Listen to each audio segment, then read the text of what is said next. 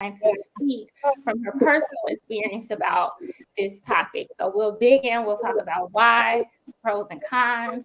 I have some questions for Evelyn. I hope she's willing to answer. I believe she's very open. And, we want to talk about criticisms as well pertaining to women who choose not to have children. Okay. Evelyn and I actually got acquainted on a Facebook group, and one of the topics was pertaining to women who choose not to have children. Actually, I think I posted a question. Yeah, I think I posted a question asking if there were any women who chose not to have children, because it's just something I'm interested in. And Evelyn had a really good response, or a very interesting response. And this is what she said. She says, I just don't want any. If I didn't want to be a brain surgeon, no one would question it. Hold on, I'm sorry. I'm actually going to put this up so you guys can see it for yourselves. But it's a very interesting question. So I'm sorry about that. All right. She says, I don't want any. If I didn't want to be a brain surgeon, no one would question it. But as a woman, if I don't want kids, people feel entitled to ask me why and change my mind about it. No, I did not have a bad childhood. No, I was not abused.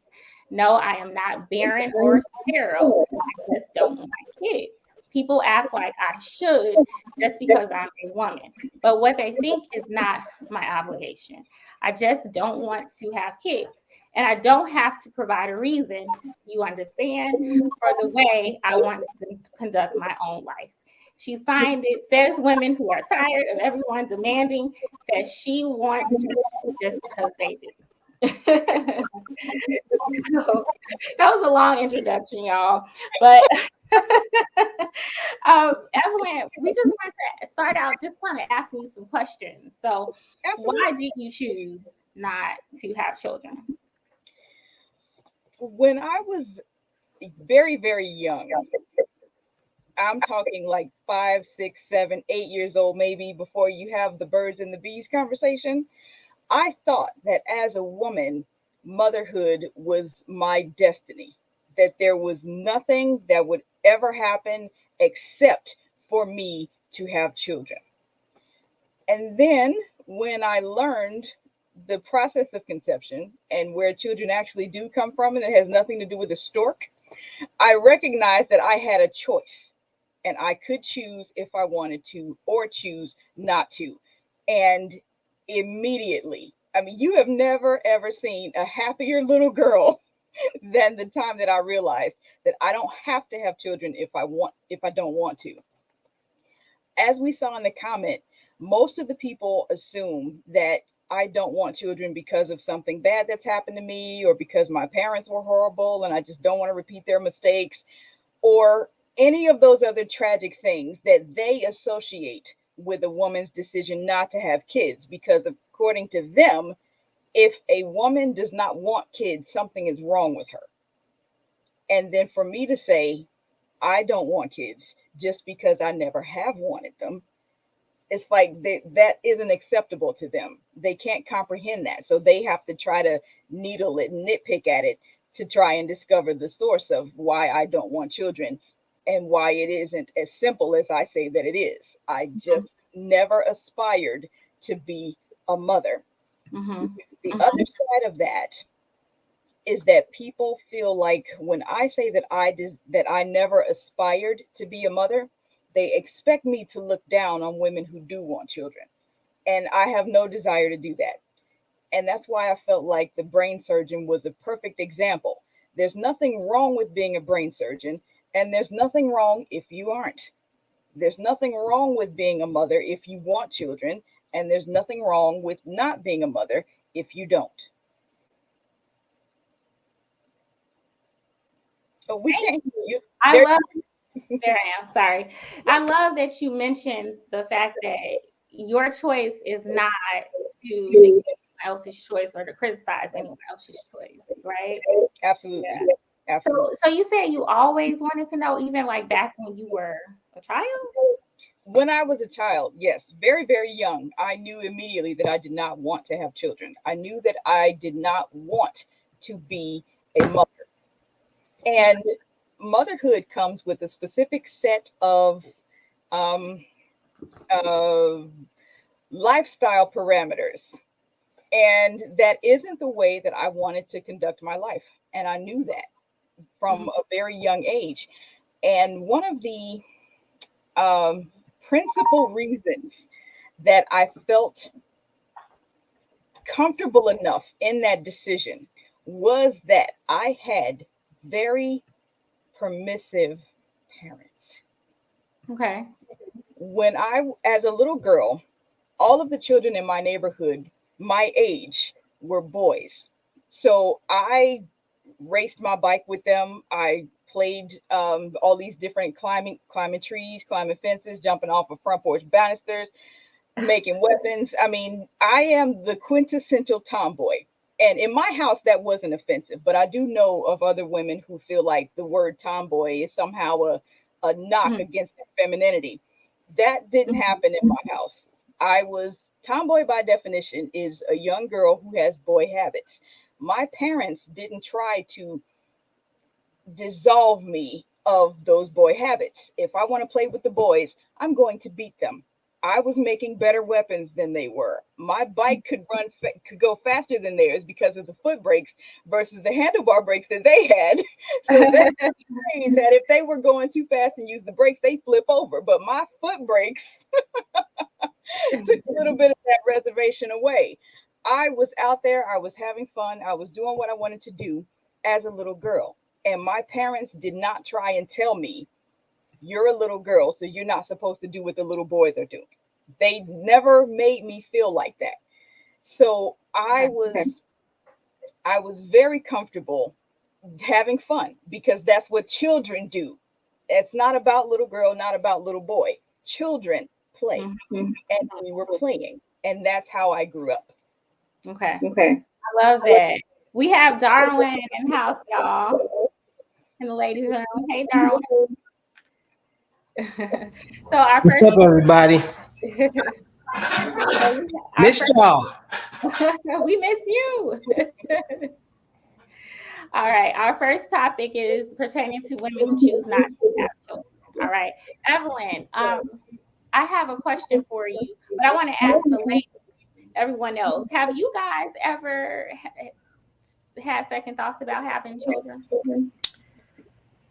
I was about to say I didn't have second thoughts about having them. My first son, my first child was an unplanned pregnancy. So that happened to me. So there was no thoughts related to that. But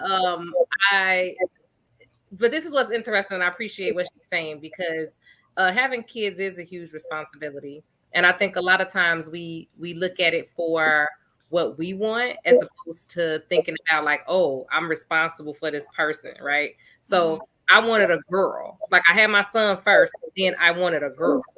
Not necessarily like, oh, I want to be responsible for this person. You know, like that's not the motivation. So I think when it gets to you really like for me, I would say my biggest, I'm not gonna say it's not like a regret or anything, but my biggest fear or emotion or realization is that it is terrifying to have children who you feel responsible for, who you are responsible for in this world, because it's so many different things that you try to protect them from, try to guard them from. You got to be, and it's nerve wracking. Like, it's almost like, man, you would be better off. Like, no, just not even, is it really even worth it? You know, sometimes just because it's so scary. I mean, there's a lot of pros to it too, but just that overwhelming, like I see stories all the time of stuff that happens to like people's children, like even adult children, young children, whatever. And I'm just like, I can't imagine.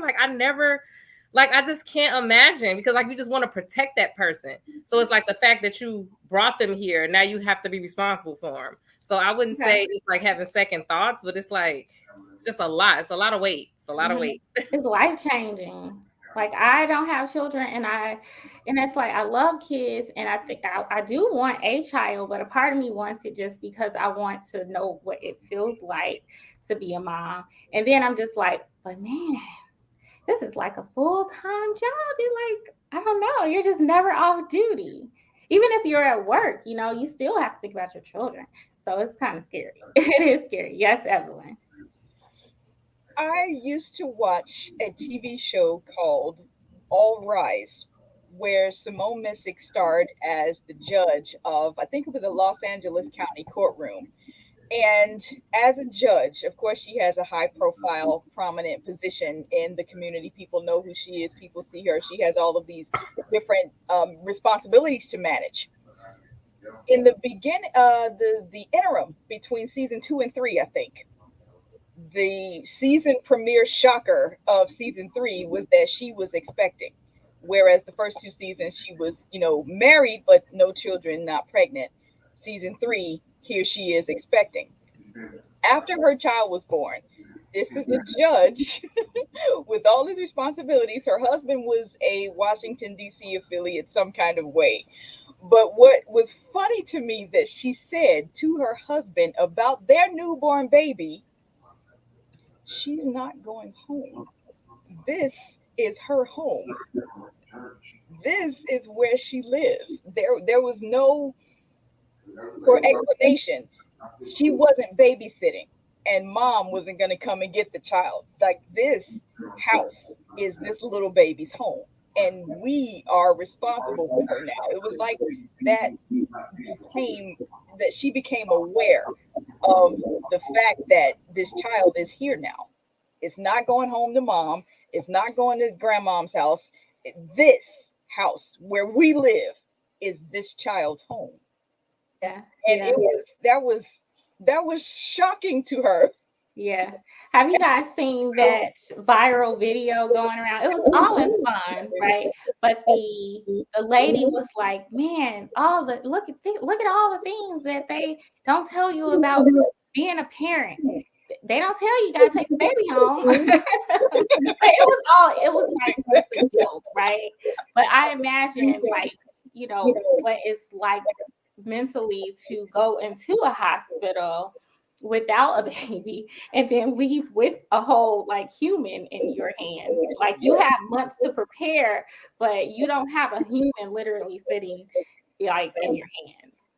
So, and I posed the question to the ladies, but I want to hear from you too, Darwin. Did you ever have a time in your life where you didn't want to have kids, or you had maybe some second thoughts about one day having children?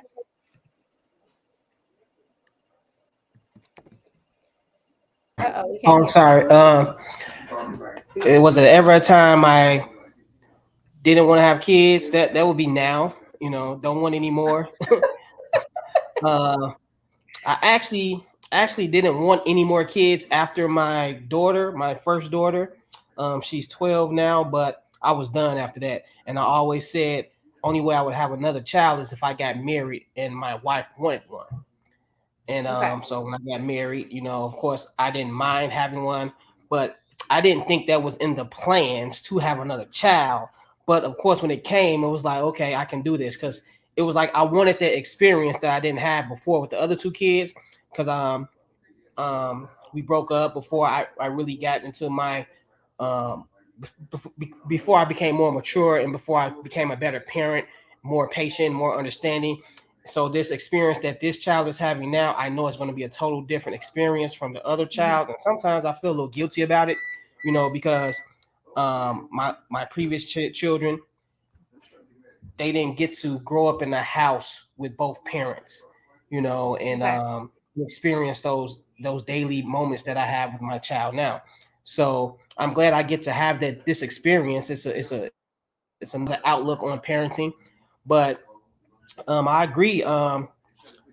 With I'm sorry, Miss Evelyn. Do you don't have a desire to have kids, right? Right. I never desired to have kids. Like, that wasn't a thing for me. Like, well, I want kids. Like, I don't think any man just be at home just having baby fever, anyways. But uh, but I never was one of those kinds. Of course, I always thought about having a little mini me, but it never was related into parenting. You know what I'm saying? I think a lot of guys don't relate having a kid into parenting. I think we all just want to have, oh, I got me someone I can call Junior, someone I can take to the basketball games. But that's not really parenting. You know, it's all those other intangibles that come along with it that I don't think people are ready for. And then once they get into that situation, it's like, damn, I wasn't ready for this, you know, and it makes you think twice about having another one. And that's where I was, you know. So, and I'm glad to hear a woman saying that she doesn't desire to have kids, you know, that I think a lot of women do feel the pressure of society to have kids, especially for a man that they involve with and they love, and they feel like I have to give him this. And I think some women feel like that validates them as a woman by giving kids, just like sex validates men. You know, I think women like, if I have a kid, I'm validated as a woman.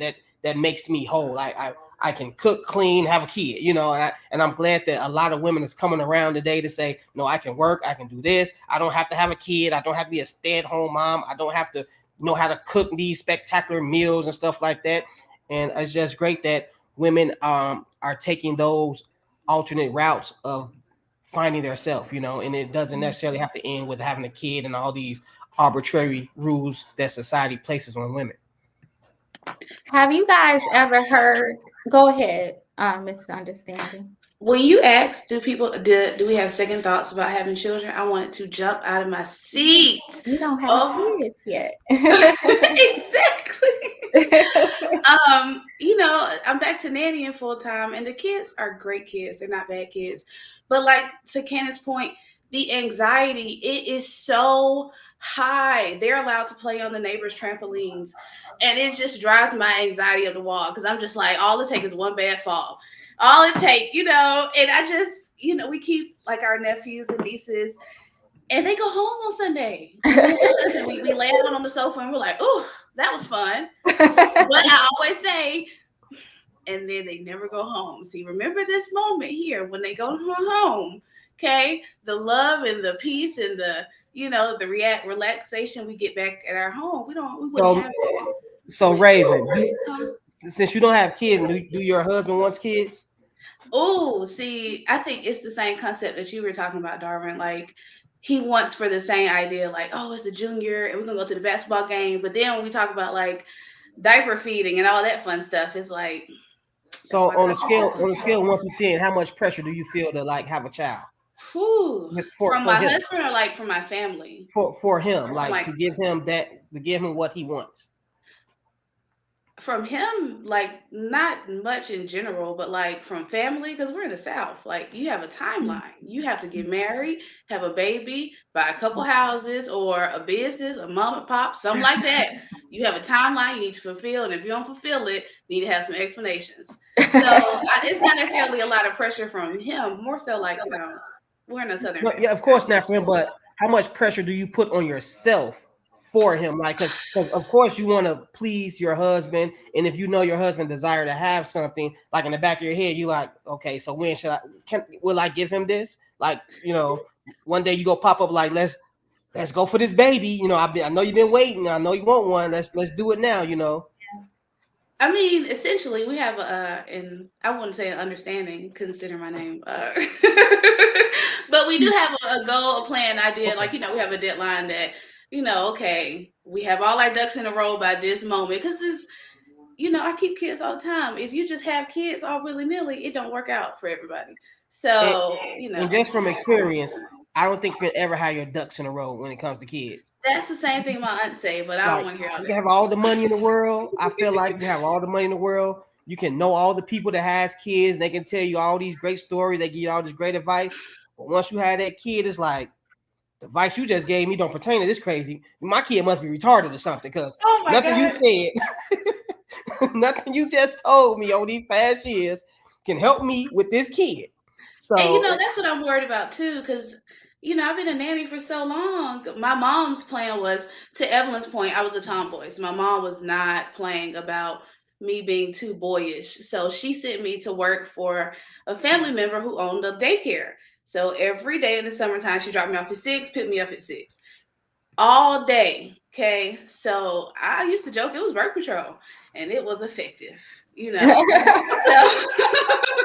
Hey, so that's why, to your point, Darwin, for my husband, it's like, you know, the romanticized idea of like, oh yeah, man, it'll be fine. We're not even talking about the actual physical things that's gonna happen to my body after having this baby. What if the whole thing rip apart? Come on now. That happens apparently. That's the lightweight version. Apparently that is the rated E version. you gonna Okay, turn so around a big head I ass don't want kid. the huh? About rip apart. God damn, how big that head gonna be? You see Well, my some husband, women Darwin, that man care, is but smooth. it's not like it heals. I had to So get an episiotomy. I don't know what that, huh? That's an that's like episiotomy. what that is. That's when they cut you intentionally so they let the baby's head come out. Yeah, because some women's cervixes Exactly. don't open I'm gonna start keeping a wide list. enough, right? I'm gonna start keeping a Yeah. fucking list. I wanted to just we're scaring Mrs. Understanding away from having kids. I wanted to share some stats. It may be a little hard to see this, but from Statista, or is it Statista? I'm not sure. It's one of the more what should I say, accredited and substantial, Reputable. yes, reputable. What did I say? Accredited, more reputable research companies report. They report that about 40% of Black women are actually childless, and the numbers are about the same for Hispanic women. And for white women, they are about 44% of them are childless. So more of them are without children than we are. And white women who are not Hispanic, they say about 45% of them. But maybe they're mixed. I think it's saying that they may be mixed with something else. About 45% of them don't have children. And so I just found that very interesting, because when we think about women, we think about motherhood. And I thought those numbers would have been quite lower. I thought that maybe only 20% or 10% of women in each of those subgroups would be childless. But 40% for Black women is quite a lot. And obviously there are various reasons. Some people choose not to have children. Some people have trouble having children, or they decide for one reason or the other not to. Evelyn, you wanted to add something? You were saying that the numbers of women who don't have children was surprising, and that you thought it would be lower than that. Mm-hmm. I thought the exact same thing. And then I recognized why I thought that personally.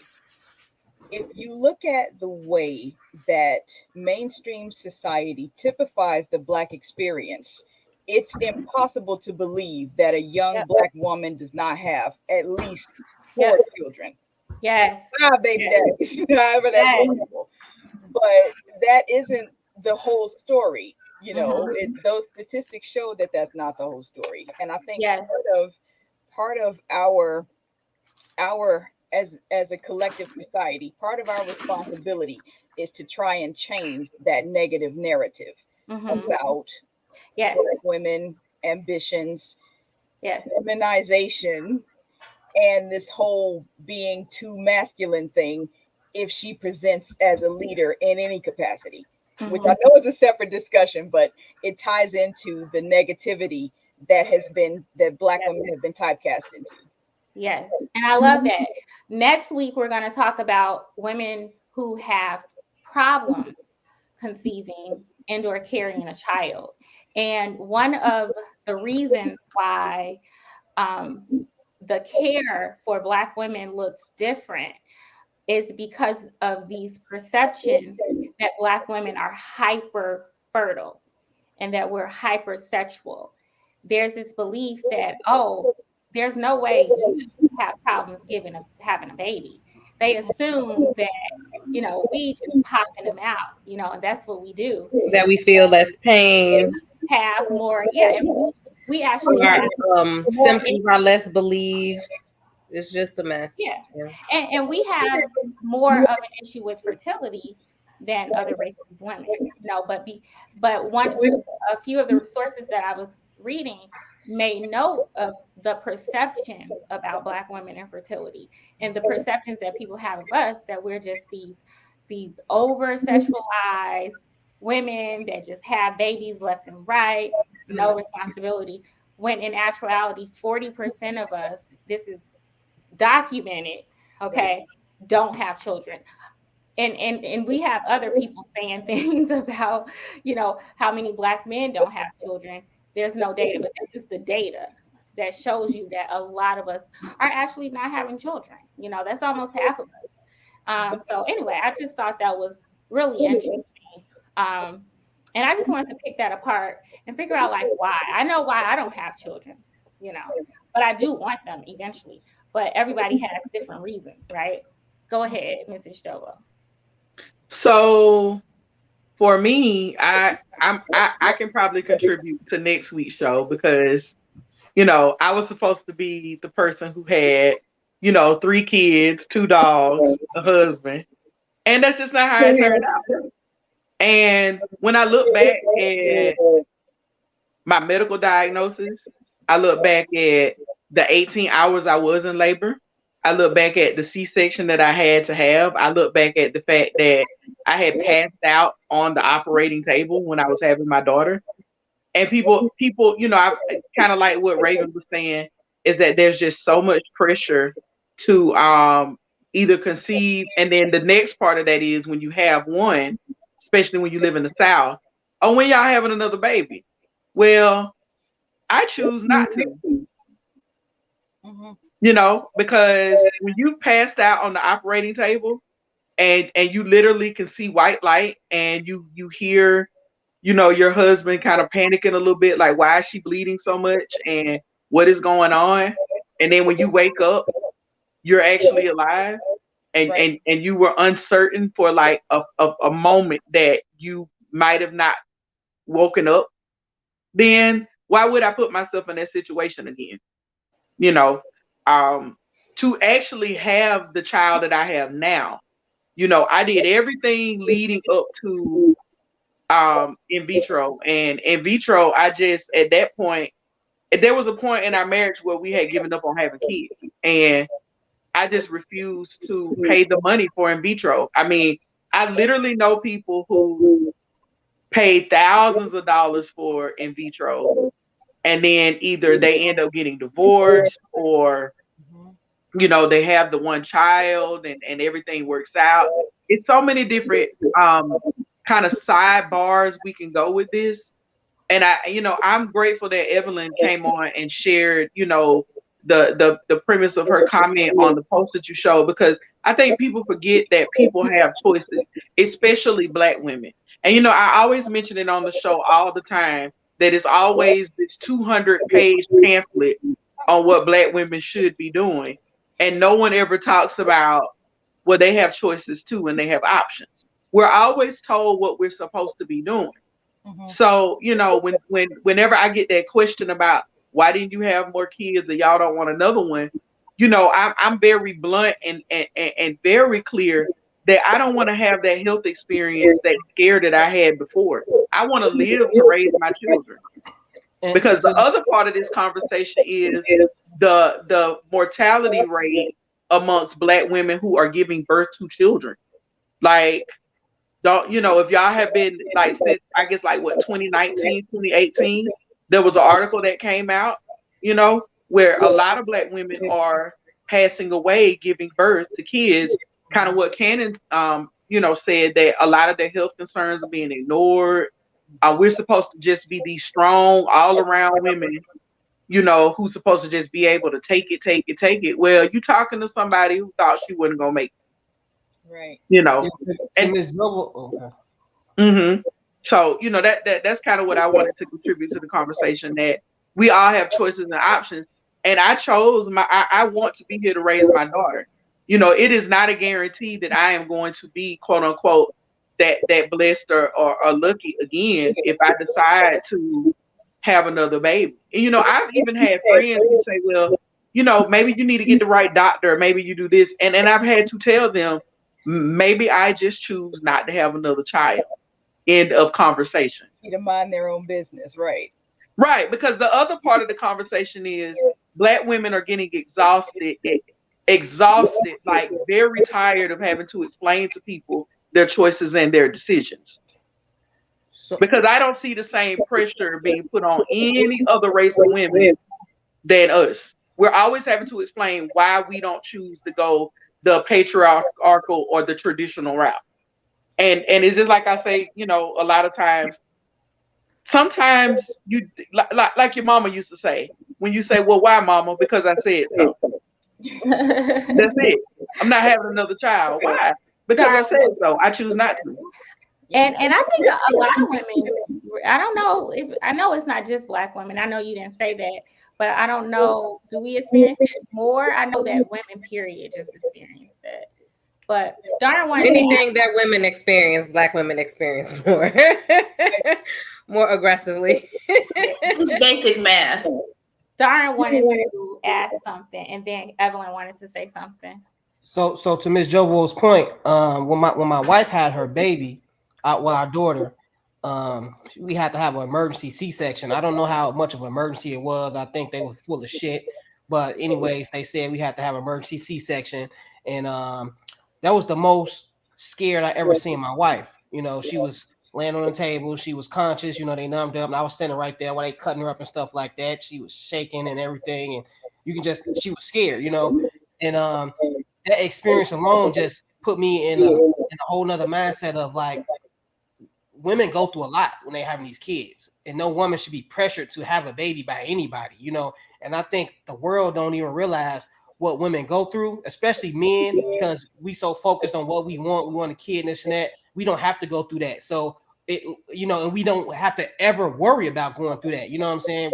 We can't go through that. So we can't feel what you all are feeling, but but just going, I think a lot of men should just be in that birth room to see what these women are going through, and just try to empathize with them, because it's a scary moment. You know what I'm saying? You don't know if you're gonna lose your wife right there and the baby. You don't know what's going to happen. Mm-hmm. And so I don't think no woman should be pressured into having a baby, because sometimes it can become life threatening, and it's ultimately your life and the baby's life. And it's just messed up that I've always said women have it worse than men, on a lot of levels, because y'all have to deal with so much more. And it's crazy that this is one of the things that you all have to go through that we can't even take off of your shoulders. Like, we can't have a baby, so you have to do it. We can't even be like, I'll step in place and have this baby for you. So it just puts you in the mindset of like, dang it, my wife is going through something. It's nothing I can do for her right now. And it makes you feel, as a man, it makes me feel vulnerable, makes me feel, helpless, like I can't do anything.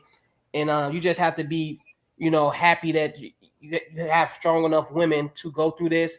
And after the pregnancy, they're able to somewhat get their mental back too, because it's just not a physical thing. It's also a mental thing that you have to be mindful of. So, it made me respect my wife more. It made me empathize a little bit more, be a little bit more sympathetic and sensitive to some of the things that she went through for me and for our family. Mm-hmm. My husband was terrified, Darwin. My husband was terrified. Like, he gave me the biggest kiss afterwards. I know him when he is nervous, and when he is it scared him, because that right there on their table is when I guess when they found out, oh, is she anemic? Like, she going in and out, like, and I lost a lot of blood to the point that I had to spend extra time in the hospital. And normally they keep you like 72 hours for a C-section. I stayed like another day and a half, and it was very, very scary. I was blessed. I was happy when I saw, my little teddy bear of a child. I'm holding her, because that's all we talked about for like 7-8 years in our marriage was having a baby. Having a baby. And that's the other part too. When you're a married couple and you have difficulty conceiving a child, it puts a toll on your marriage. And we had to hit the reset button so many times in this process of getting pregnant. And I want to say to women out there who, if you are having fertility issues and right now you just choose not to put forth any more effort to get pregnant, don't let anybody make you feel guilty because you chose to like put the pause on it. Because I've been there before. It's an emotional roller coaster, you know. So it's like I said, it's so many things. I know we're having that conversation next week, Ashley, but it's so many things. But I think the biggest thing I just want to point out is all this, you know, what Black women should be doing with children and giving birth and having kids and how we should raise the children and what we should look like when we raising the kids. And it's just so much. Like I'm sick of the instruction manual. I'm sick of it. Absolutely. Yeah. Evelyn. You got to go ahead and get that baby your brother or sister. Somebody play with that. Yeah. That's what they say. That's what they be saying, right? We need extra nuts in the house. We get a puppy, maybe. With these nuts, nigga. That's exactly what I did. I bought a dog. We got a dog. Like during the pandemic, she wanted a sibling, and we went out. And my husband, they drove 2.5 hours to go pick up a dog who literally in infant years is a 24-month-old child, like a 2-year-old. That's what she acts like. I'm satisfied with that. At least I can leave her here by herself during the day. I don't have to worry about another daycare bill. Evelyn, you wanted to add something. While we were talking about the men's perspective experience of childbirth, I have encountered men who say that they know what she's experiencing and believe that because her body is designed for that, that it's not important, that it doesn't matter, you know. And to those men, I have suggested your throat is designed to swallow also, but it's still wrong for somebody to force feed you. Don't think that just because a woman's body is designed to bear children, that she's just going to spring back, that she gets right back up and can run 55 marathons. That is not how physiology works in the male or the female body, but it's more imposed upon women because people become desensitized to how intense the childbirth experience really is, particularly if they don't have anything that they've experienced to which they could compare it. I was literally going to say that. When he was talking about the man's experience in the room and things like that. There are I have relatives, and there are men who don't think it's important to even be there when the child is being born or anything. Like they do, like you said, it is they are desensitized to the amount of labor, not like being in labor, but the amount of actual labor that goes into carrying a child and birthing a child. Like there's no respect for it. I'll put it that way. There's no respect for it because I think it's this thought like, well, anybody could do it, so it's not that big a deal. But it's like, it is a big deal. You know, like that's kind of what their attitude is. Like I have a relative of mine who had to birth her baby alone, and she was so scared, and she was there by herself. Like she was scared for the baby. Like it was some complications with the baby. It was some complications with the birth and all those other things. And this guy, he still, I tell you right now, I know for a fact that he still doesn't even conceptualize what she went through to birth his child. Like she brought his child in. But to him, it's just like, oh, well, you know, that's what she did. That's what women do. It's right. It's like no respect for what actually happened. And this is to bring your child. Yeah. And that's some men. I think a lot of men don't understand it. Like they don't. But I do think that even the ones who don't understand it, at least they make some effort to be supportive. I think some of them. But what I'm saying is I think culturally and in general there is now, especially like when you talk about the baby mama stereotype and all of that other stuff, there is a devaluation and a loss of respect for actually birthing children. You see what I'm like culturally? Yeah. Like, yes, it is. Like it's not seen as, oh, you did something spectacular. It's like, oh, oh, you having these kids. You know what I'm saying? So it's not respected And in that way. Like a you lot. actually went through that to do that. And that comes up a lot in relationships. We got to do a show on this.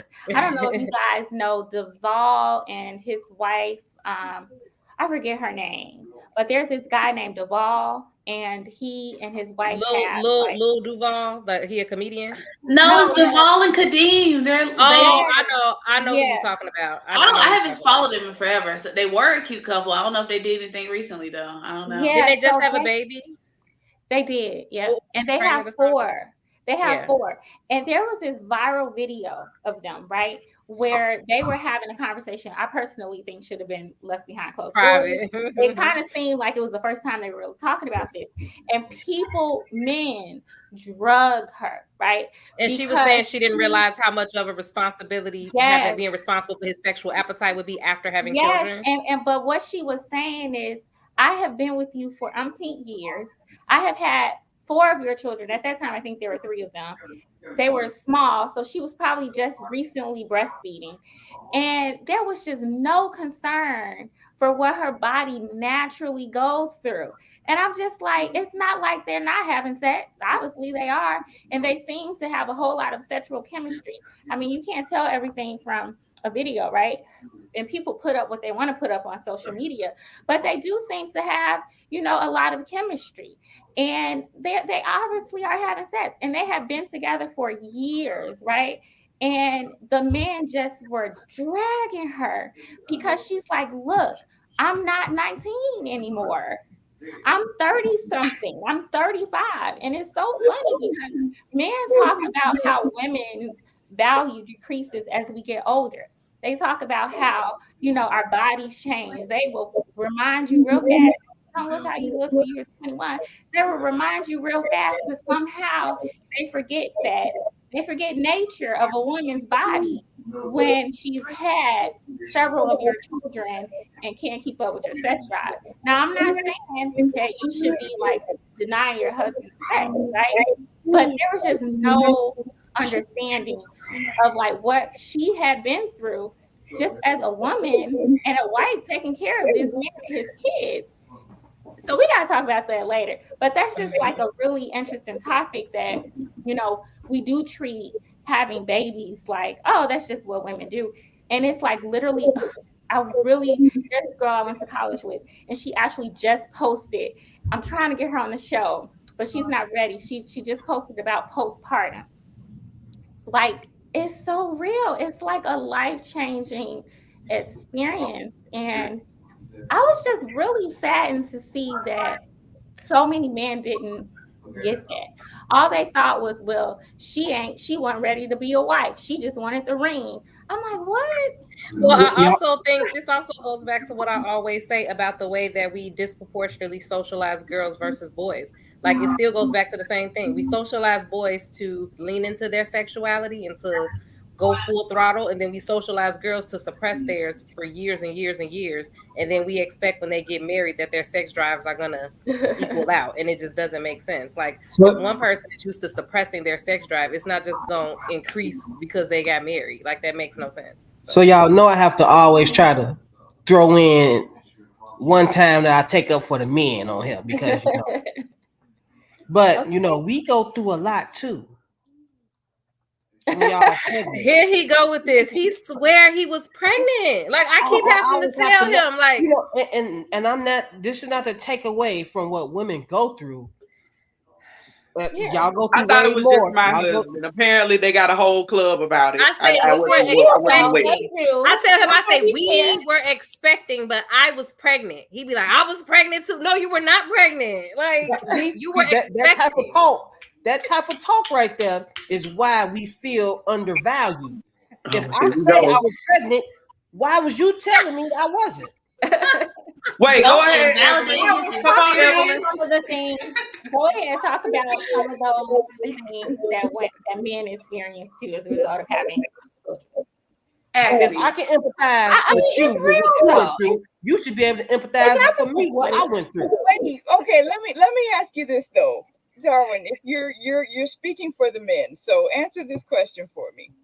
I have seen men try to be more empathetic to their pregnant wives. what they will do is get a medium to smallish or bigger size watermelon and saran wrap it to their bodies to mimic the pregnancy, and they'll stay like that for, however long they feel like they can take it. And after about the 15th or 16th hour, they're like, if you don't cut this thing off me right now, we're going to have some problems. So the idea becomes, even with what they're trying to do to understand, there's still the idea in their mind that when they get ready to take it off, they can't. Women don't have that. Oh yeah, What do you do for her? It's not equal by no means. It's not equal. I'm not going through the same thing you're going through at all. But I am still going through something, and it needs to still be appreciated, especially when the man is stepping up and doing the things that is required of him during a pregnancy, like getting up at 3:00 in the morning going to get Taco Bell for your pregnant wife, like back rubs, like cooking and doing the extra things to make sure that she's comfortable. So it's not just, of course, I'm not going through what my wife went through, and I'm never going to say I did. That's not equal by no means, and she gets the award. If it's going to be an MVP for pregnancy, she's going to get that MVP award. But I'm getting that 6th Man of the Year award. I'm telling you, I'm getting something. I'm saying? I went through what she went through with her.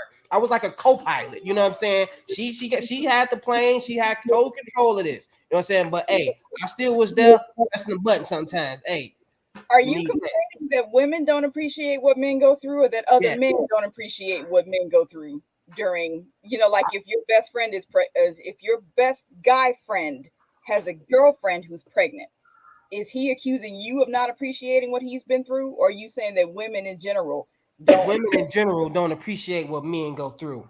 And I don't even think, and I don't know a lot of men that, and I'm not saying I was the best husband while my wife was pregnant, but I don't know a lot of men that was doing the things that I was doing during their girlfriend's pregnancy.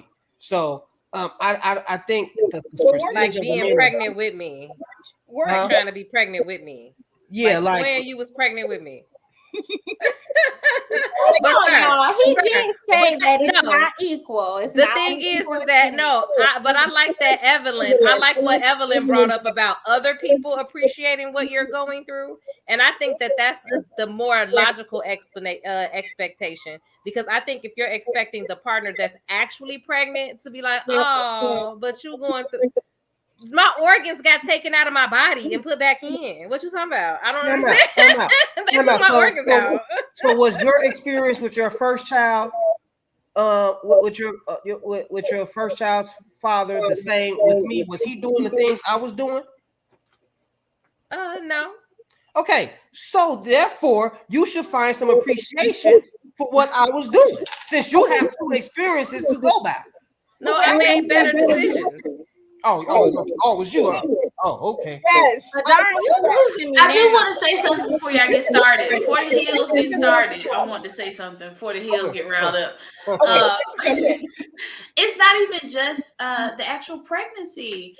I mentioned my family has a church, and we free child labor. They used to just ration us out to go take care of everybody, but it would be a lot of like postpartum care, and those women would be wore out, and they still got to basically, when we weren't there, get up, cook, clean, breastfeed, all while they literally got stitches, then they're downstairs. So I think there should be more conversation, not necessarily about just the mechanics of pregnancy, because I think that's what everybody is mentioning when they say, oh, this is what women are made for. They're talking about the mechanics of it. Well, technically the body is going to dilate, all that fun stuff. But a lot of times there are all these other complications during the pregnancy, after the pregnancy, all these things, and sex drive is one of them. I've been hearing women talk about pregnancy trauma, which is why it's crazy to me that women still promote other women having children. But sometimes women, from what I've been told, have pregnancy trauma and don't want to have sex anymore. So, it's not always just she's not aroused. She may just be scared. No, but I mean, then it's also, like you say, literally hormones too. Like the hormones change after that. That could affect that as well. But my daughter will be 5 next month. She will be 5. My C-section scar still burns. Still, she will be 5. So yeah, there are things that just never be same. Dang, My daughter's turning 10. My daughter just turned 10. She'll be 11 in October. I still have numbness on the side that where they cut me and pulled her out of me. I have lower back pain due to the epidural that I received during my C-section and some of the medication that I received. Yeah, so I'm gonna say this nicely. We appreciate the husbands and the fathers that play the part that they play in and caring for us and making sure that we're comfortable during pregnancy. But let me tell you something. You are literally crying out the same thing that we've been crying out for centuries. Appreciate the work that we put in. I feel a little resentment from the woman. I told my husband, resentment. Now you know how it feels. Stitches. I want to hear it. I'm playing devil's advocate. I'm giving y'all some of the stuff that Darwin, like, y'all applaud you, but now you know how it feels to go through something and nobody never acknowledged that you went through this. Because Black women live in it every single day. We can't acknowledge what we don't know. But you can listen and learn, though. Right. I mean, you let my husband he tell everybody that I was a terrorist when I was pregnant. I was mean to him. I didn't make the experience, I just said mean stuff to him. And I have to remind people that I was carrying a whole human in my stomach, okay? Or in my wherever you carry the baby at, okay? My feet swole up. My nose stopped right here, okay? I had pimples. I had back pain. Misery loves company. That's all we saying. Misery loves company. Let me explain something to y'all about my extrovert. Evelyn did want to say something. Oh, sorry. Go ahead. One of the things that I was thinking about when we talk about, and I don't know if this, I don't know if this carries us into the discussion or on some kind of little path around it a little bit. But when we're talking about the experience, when a guy does more than what other men may do for their pregnant spouses or girlfriends, why is his expectation that the right that he is doing is somehow more right just because those other guys are negligent? I always wonder why they don't compare themselves to the best people. Like, why not just compare yourself to the best? You're not doing as much as Elon Musk. Surely you're not doing as much as Steve Jobs was doing. No, I'm gonna say what black men tell us.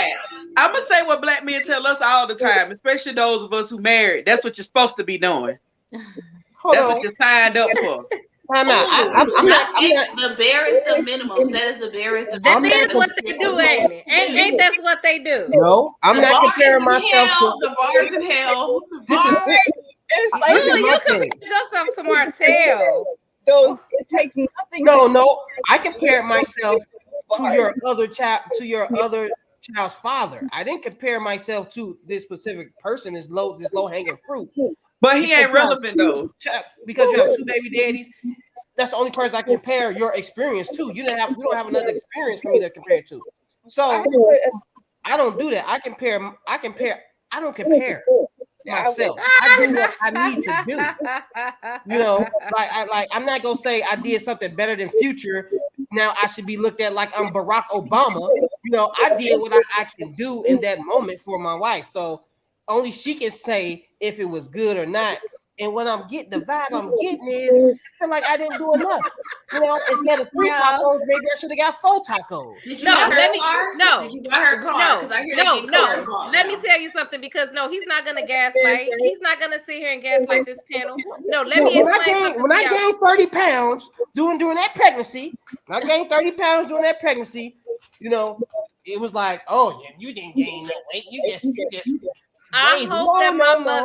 I hope that my mother is watching right now, because she's gonna really appreciate this story, okay? Because my extroverted husband right there, who likes to go and do and always want to do stuff and all this other stuff, had planned a concert for us for after the baby was born.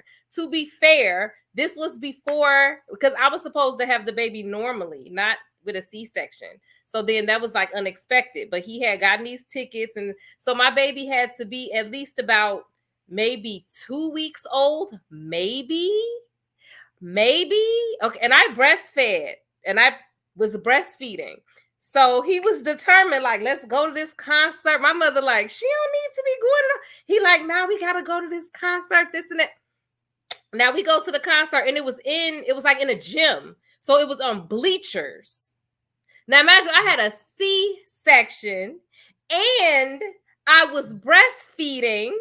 So you know how long a concert is? We had to, and then he was looking at me crazy because we had to leave early because my milk was coming in. And it was just like, dude, like, I'm about to explode. Like, I'm so uncomfortable. Like, I'm in pain. Like, I gotta go. And he was like, he didn't know what was, he like, we gotta go. We had to leave the concert early. Sir, I just birthed the baby, sir. So, You gonna catch a coochie cold, first of all. What? Yeah. Men don't get it. Men don't really get, like, how your body changes. We can't hear you. I think you muted. If you just gave birth, you can surely sit in a seat for 2 hours. What? No. Like, people on bleachers. You just went through the worst of the worst. No, that is not the worst. Like, of the worst. hey, listen here. We just spent this money. You know what I'm saying? Insurance paid for that baby birth. Insurance paid for the birth. Insurance ain't paid for the ticket. You could have popped the stitch going up the stairs. That's the first thing I thought. That's what I was thinking. She gonna pop a stitch. Did you enjoy yourself? I thought that's what the story was person. gonna say. It was a nice They don't get it. They don't get it. Like, at the time I gave birth, and we didn't plan for a C-section. We were living in a townhome, and there are stairs in a townhome. Oh Lord! And so when I came home and I saw those stairs, they looked like the tallest stairs in the world. And I stood at the bottom holding my baby, and little tears came out my eyes. And my husband looking like, well, what's wrong? And I'm like, they cut me. I can't do this. Yeah. And so it was like, I need you to help me, because my husband's very traditional. He's used to me taking the lead on some of these. He's very role oriented. So I had to actually sit down and have a conversation with him and say, I know what you're used to me doing, but they cut me and they took a human out of me. Okay. They took a whole human out of me. So all the things that you used to be doing are, I can't. Yeah. I can't. People don't realize how much pregnancy affects not just the woman's appearance, but almost every part of her body. Like, there are some major organs that a woman's, pregnancy affects. You know, when a woman is, that pregnancy affects. So, for instance, your kidneys. Like, I didn't even know for a long time that and I guess I should have known this, but like, as the baby is growing in your stomach, organs start to, like, they shift, they move, it starts to kind of contract. So it's like so much goes into pregnancy, and that's why it was really disheartening for me to see that video where these men were just dragging this woman because her sex drive had changed as a result of having. So darn, and she was probably doing the most of the stuff in the house too. You know what? And even with breastfeeding your baby, I feel like that part, Cannon. That part. I feel like y'all could work at them abortion clinics. What? Because y'all will make some women not want to have these babies. Y'all doing all this complaining now. Hey, y'all need to stop it. Wait. We didn't know what was happening. That brings up a fantastic point. Thank you. I thought you knew where he was going with this. No, them abortion clinics be making y'all, not having babies. No. That okay. Got 2 quick points here. First, most of the advertisements that I've seen for abortion clinics, I have to qualify this. If they were produced by Catholic specifically or Christian organizations, if a woman wants to have an abortion, they show her the heartbeat. They show her this little thing that they're calling a whole child and guilt her into keeping that child, which is, I think, a sin and abomination, but we're going to get to that later.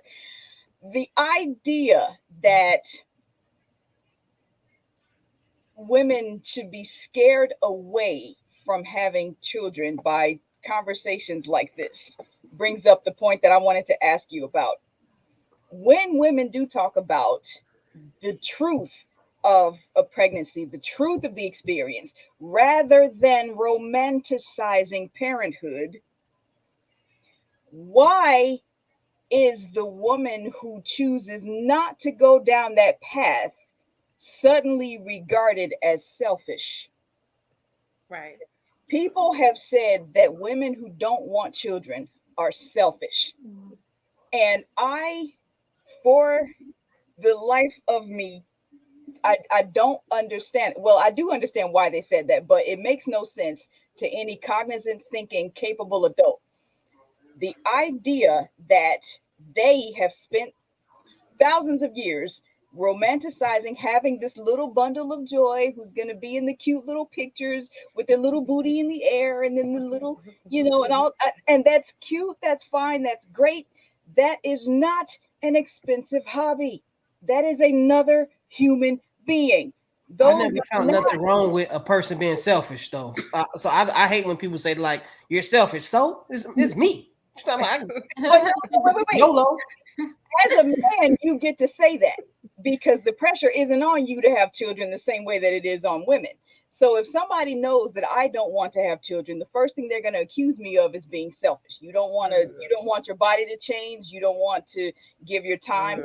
You don't want to do all of these things. And while they're romanticizing how cute the little baby pictures are going to be and how cute the little baby clothes are going to be, who doesn't know that Ted Bundy had some cute baby pictures? Who doesn't recognize that every single child born could carry the cure for cancer, or they could be the next mass murderer? That's true. That is a reality that people don't consider when all they think about are the pleasantries of parenthood. And the chances is greater that he gonna be the murderer than come up with the cure for cancer. I would agree with that, especially considering how toxic the current society is. A child born today with all of these negative influence is actually, more likely to do something awful than to do something great. Yeah. But that reality is one of those things that isn't considered when women are guilted into having children by saying, oh, you don't want this pregnancy? What if that child is carrying, the cure for cancer? What if in that little brain is going to be the thing that stops global warming, or whatever the major thing is? They're making that woman responsible for the fate of the whole earth within her womb. And I just think that is irrational, because that same child that they're putting all of these hopes on could end up killing all of them. And then it's like, that isn't a reality to them. And that disconnect is what we need to find a way to reattach, so that people have a real concept of the whole experience that is pregnancy, postpartum, afterwards, and then the rest of them. Well, that is humanity in general, because humanity is brutal. That's what I say about even bringing kids into it. Like I say, is we don't. I think we don't even understand that this sense of morality that we're trying to cultivate is a very new concept in this reality. Like, and it's like, when you really look at humanity, it's ugly. Like, it's so ugly. Like, you just be like. And my thing is, for some people, that's not a reason to not have kids, but you don't pressure people into having kids, or try to, I should say, pressure people into having kids, some people realize that having a child is not just cute, baby pictures and baby showers and, what do they call those things now? Gender reveal parties. Like, it's so much more than that. People take part in those things, but I would say after the baby shower, and after you have the baby, you kind of on your own. Parents are like on their own, But how many people? It's a major commitment, and I think that people have a right to decide what they do. Statistically, I mean, and I don't have any like stats or anything, but I wonder statistically how many people understand that versus how many people do have kids for have kids for selfish reasons, as opposed to shaming people for being selfish for not having kids. Because I know so many people who just be like, I just want unconditional love. I just want to have someone who's gonna love me, and it's like, that's some selfish shit. Like, that is some selfish shit. We haven't even talked about babies being born disabled. Right. You talking about you want a baby to love you. What if your child is disabled and they just can't? Then what? I'm telling you, keeping kids for so long, you meet so many different type of parents. You'd be so surprised. Yeah. I wanted to open up 1 second, everyone. I wanted to open up the lines for everyone who's watching. If you're a woman out there who decided not to have children, call us. If you are a man out there who has decided not to have children, we want to hear from you as well. Any questions for the panel? Call us. I want to hear what you guys have to say. I actually know of a woman who knows a woman. I don't know the woman that I'm talking about, but supposedly, like, she chose not to have children. She's much older, and she chose not to because she wasn't married. But she did have some regrets later on for not having children. I know that's a little different because it's not like she didn't want any at all, right? She just chose not to have them because she wasn't married, and she had some regrets. And I wanted to ask you that, Evelyn, do you ever think, no pressure here, but I'm just asking because, I want to explore all the facets of this conversation, because there are some women out there who are listening, and men too, who are listening, who are maybe wondering if kids are for them. So I want to ask you, do you ever think that you may have regrets of not having children as you grow older? And then I want to know how it affects dating for you. Because some men want This cannot be any more perfect. It's like you thought you read my mind and you asked me the questions that I was just about to answer.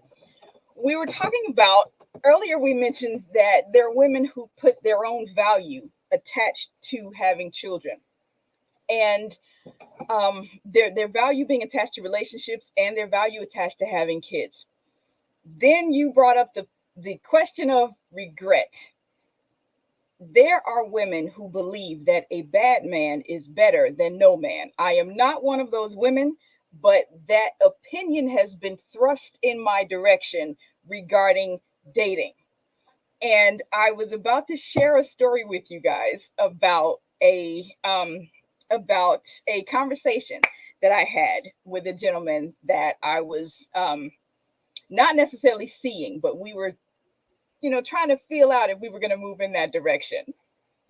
He actually, we're beginning the conversations. And of course, in the beginning stages, the conversation about children comes up. Do you want children? We're talking about it.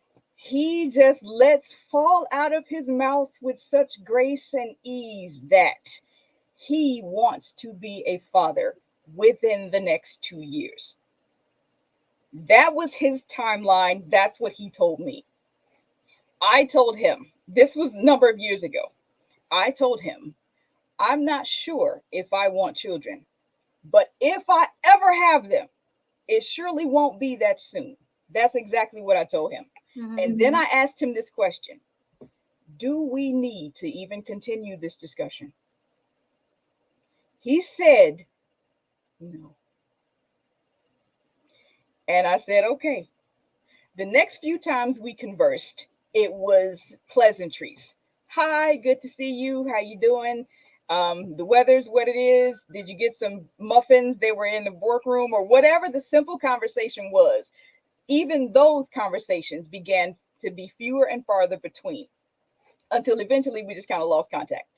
Mm-hmm. Do I regret at any moment since that time to now walking away from that opportunity to have had a relationship with this man who wanted children when he did? Mm-hmm.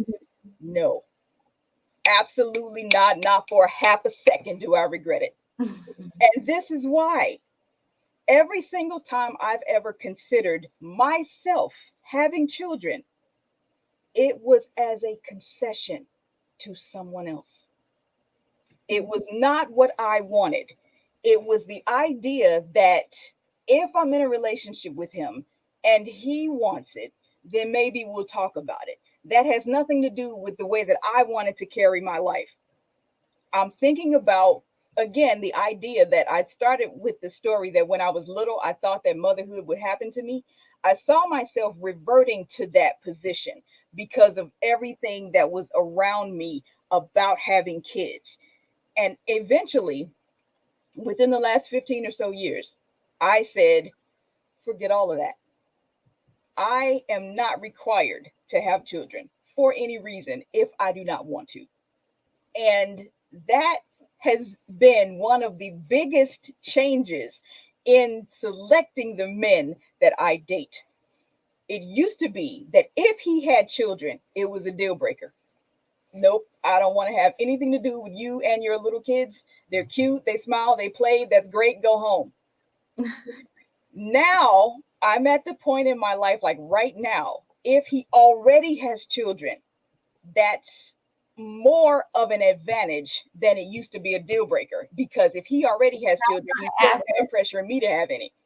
Mm-hmm. He's done the fatherhood thing. His children are grown now. That's out of his system, and he doesn't need it from me anymore. That's one of the biggest changes that I've seen over the years of my dating life regarding the men that I elected to spend time with.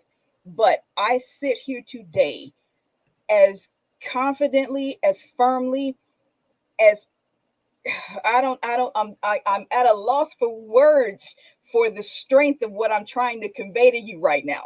I have absolutely no regrets.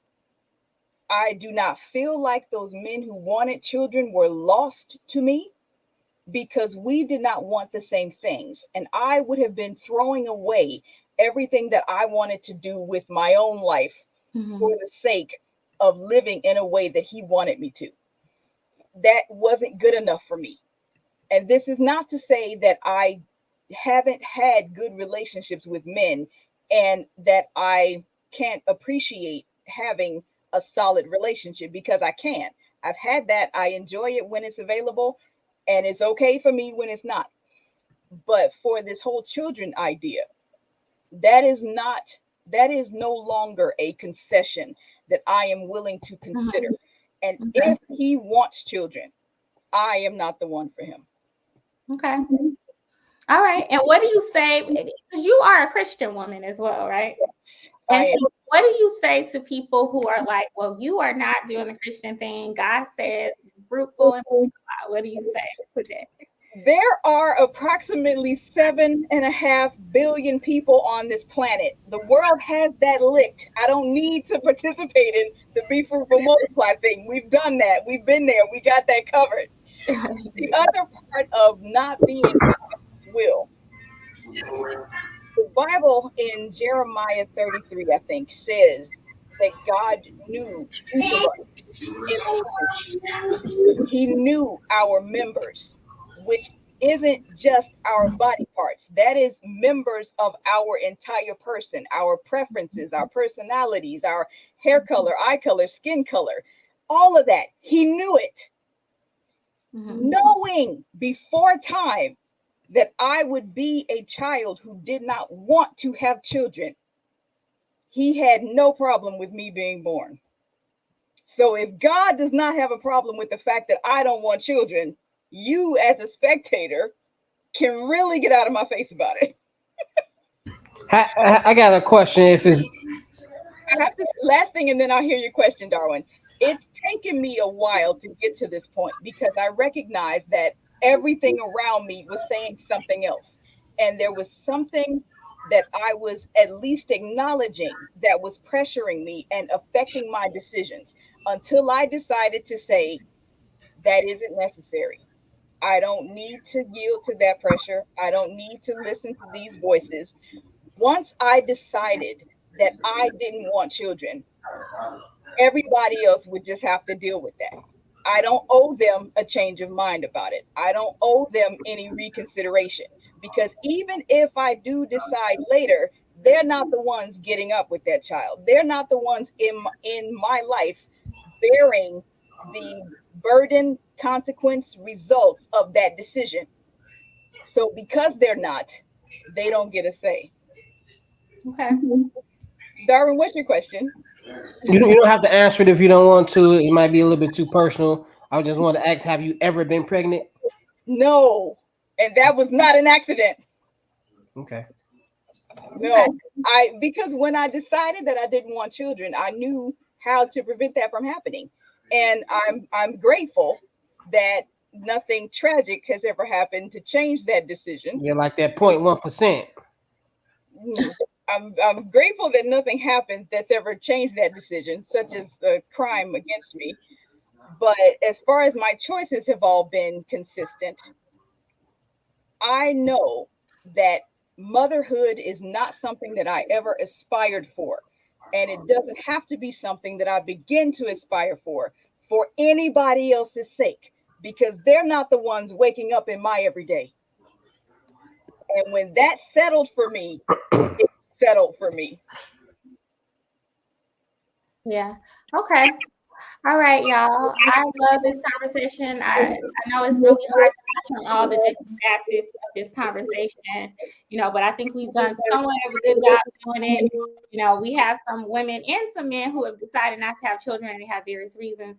And the decision to do such is such a life-changing decision, not just for oneself, but for whatever child you create, that it's very important to make it selflessly and without negative influences, or subjective influences. Now, if you have somebody who can be objective, a doctor, it'll be rare to find somebody in your life who will be objective about you having kids. But if you got that older aunt who just wants you to make the right choice for you, or the dad or whoever in your life that will help you making a wise decision objectively, then I think you can listen to those people. But it's just not a decision that you want to take in a lot of pressure from, right?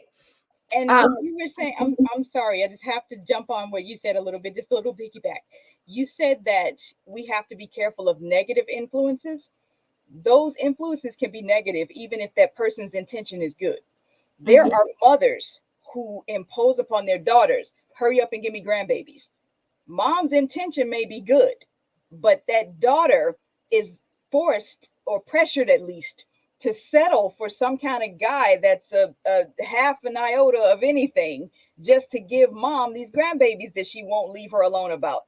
That type of pressure I easily quantify as negative, even though we accept that mom loves the daughter and does want what she thinks is best, not necessarily what is actually best for the daughter. Yeah. Okay. I just wanted to say one more thing. First of all, as the young people say, Evelyn is spitting.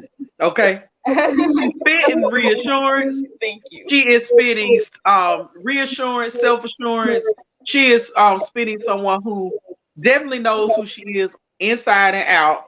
Okay, we hear all this talk about how Black women need to be held accountable.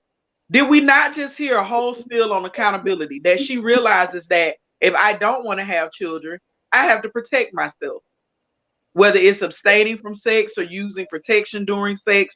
She is actually taking accountability for her choice. So we're always getting preached at, quote unquote, about how we're not accountable. Well, gentlemen, here it is. Here's the accountability. Here's the accountability. Here it is. It's right here. Mm-hmm.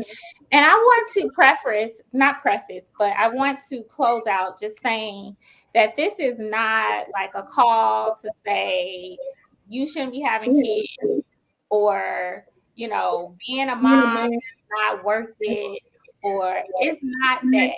It's really just to talk about the population of men, or more so women. We didn't have a man on the show today sharing his reason for not having children, but this is just to talk about people who choose not to have kids, and for whatever reason, and the regrets, potential regrets, the criticism, the pros, the cons, the reasonings. That's all this show is about. I hope to be a mom one day, but I applaud any and every woman who decides to have children or not have children, because that's what makes sense in their life. I do believe that God wants us to be fruitful and multiply, but God also knows that not everyone is having children, or should be, or will be having children. We have priests, they're part of the Catholic religion, but I do believe that there are some people called to remain without children. Some people are called to be without children. I do believe that. So anyway, thank you, Evelyn. I hope that your experience has encouraged some women out there who have been in your shoes, where maybe you did want to make, as you say, concessions for people who come into your life, trying to make you think that you are supposed to have kids. So I thank you for that. Absolutely. It was a privilege to share. Thank you for having me. All right, y'all good. And Darn, we can revisit that discussion, because I was with you for a little bit. Now I'm gonna go out and get him a Hallmark card. I'm gonna get him a Hallmark card. I'm gonna forge Candace's signature on it. Listen here, y'all don't have to do. Baby, it's been 5 years, but thank you. Listen here, y'all don't have to do anything, because I do what I do for me. I will quote that. All right, y'all. So welcome to the ladies' room. For those of you who have just turned in, we usually air every Tuesday night at 7:15 p.m. But it will be a good time for me to make an announcement that we are switching times. All right, we will now be airing every Wednesday night at 7 p.m. Central Time. Okay, so no more Tuesdays. Tonight is the last day that we air on Tuesdays. We are going to be airing on Wednesday nights now, 7 p.m. Central. All right. Another thing that I wanted to say is that I am seeking for another male panelist, okay? Another male host. We have Darwin, but we're going to kind of level it out, give Darwin a little more ammunition, I guess, so to speak. But I say that jokingly. I don't really like male versus male conversations. I like just balanced conversations where not everybody has to agree, and we have different perspectives, right? But it's not about who's right and who's wrong. It's about what's right, what makes sense, okay? You've been listening to the R. Kelly, huh? R. Kelly, what are you talking about? Real talk. But we need men. We need men, y'all. So if you are interested in being on the panelist, please go ahead and send me a message on YouTube or on Facebook, okay? And let me know that you're interested in joining us. We are looking for a male panelist to join us frequently or every week, preferably. But what we're doing is kind of trying some panelists out, come visit us in a ladies' room, a couple shows, and we see how it works out, see if it's a good fit, see if we're about what you're about, if you have like a fit here. So if you're interested in that or know someone who is, let us know. All right. Can you also talk about our group chat? Cannon, can you tell them about our group chat for me? Our Facebook group chat? Yes. Oh, it's at the Ladies Room podcast group chat. Yes. Yes. And so we have so many conversations where we just, I mean, it's a really cool space where we share a lot of, and you can share, you can join the group. You can also share different articles, bring up any topics you want to discuss, ask questions. And it's a really safe and cool space. And so join our Facebook group. Yes. Right, y'all. So I just linked the Facebook group in the comment section as well. But we're gonna go ahead and move on to our next topic. All right. So this is gonna be an interesting one. Women who, I'm sorry, that's not the right one. This topic is choosing a man who is a work in progress. Choosing a man who's a work in progress. I know that if you are on social media, you have definitely seen memes or posts shunning women for not accepting men who are a so-called work in progress, or you've seen posts celebrating the idea of a woman taking a man or accepting a man in her life who is a so-called work in progress. So I wanted to talk about it. First off, I want to ask you all, what comes to mind when you hear this, work in progress? One of the things I think is that everybody's really a work in progress. Nobody is perfect, right? So that's one thing I think. But I want to know, what do you guys think this means? Who wants to chime in first? I'll go first. I think, go ahead. aside from what you said, Ashley, that's normally what I assume, that everybody's a work in progress. Nobody's perfect. But when I hear people talk about work in progress, I just automatically assume he ain't got no job, he ain't got no goals for the future, and he probably got a couple kids, maybe not. He could just need a little bit more polishing. But I'm not a jeweler, so you know. Okay. All right. What do you all think? What does that mean to you though? What does that mean? What do you think? What do you think, Joel? I'm the wrong person to ask because I work in mental health. I'm like you in terms of what you said. We're all works in progress.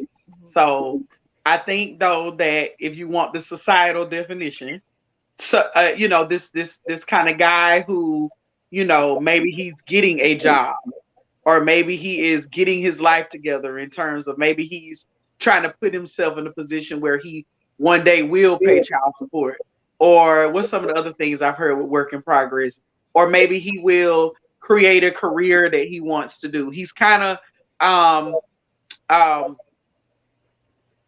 in kind of a waiting period. It's like he's in the lounge before you get to the to the nightclub where they really getting down. He's like in a waiting area where he hasn't got to some of his goals yet. And so, is the expectation that, again, part of our 200 to 300 page manual for Black women, we're supposed to, wait in the waiting for him, so it all depends on what you call, work in progress, because y'all know what I'm going to say. I say it every week. You need to manage your expectations for human beings anyway, because we're all works in progress, and so, I've said it in our group, and I've said it in other groups. People around here looking for a perfect mate that don't exist. They don't exist. If you're watching the show and you're like, what the heck she's talking about? I'm sorry to burst your bubble. Your ideal person does not exist, but the person who's meant for you is probably out there. You just need to adjust your expectations. People want what they ain't even doing for themselves. That's my whole issue with this. Because you can have a young lady who, he's a work in progress. I don't know if I want to deal with that. But you a work in progress. So it's like, or a guy who wants this perfect woman that, she looks a certain way, she wants to give birth to all his babies. She wants to be submissive and cooperative, but dude weigh like 400 pounds and he can't keep a job. Like, I don't understand. There's a disconnect. I'm Absolutely. I like that. And but my thing is this. I feel like this conversation only happens one way, right? Why is it that women, like, what does that mean that women are expected or asked or given the example of taking a man and building him up, or like you say too many women want a finished project, right?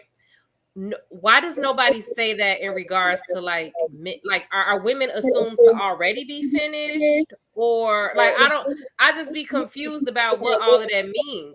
And I feel like a lot of times it's a damned if you do, damned if you don't type situation. Because it's like, oh, well, you picked him, you knew he wasn't and he wasn't doing this when you met him, and he wasn't doing that, and da da da. And then it's like, well, women, like you say, Black women aren't willing to, help him. Why is she in a position to help him?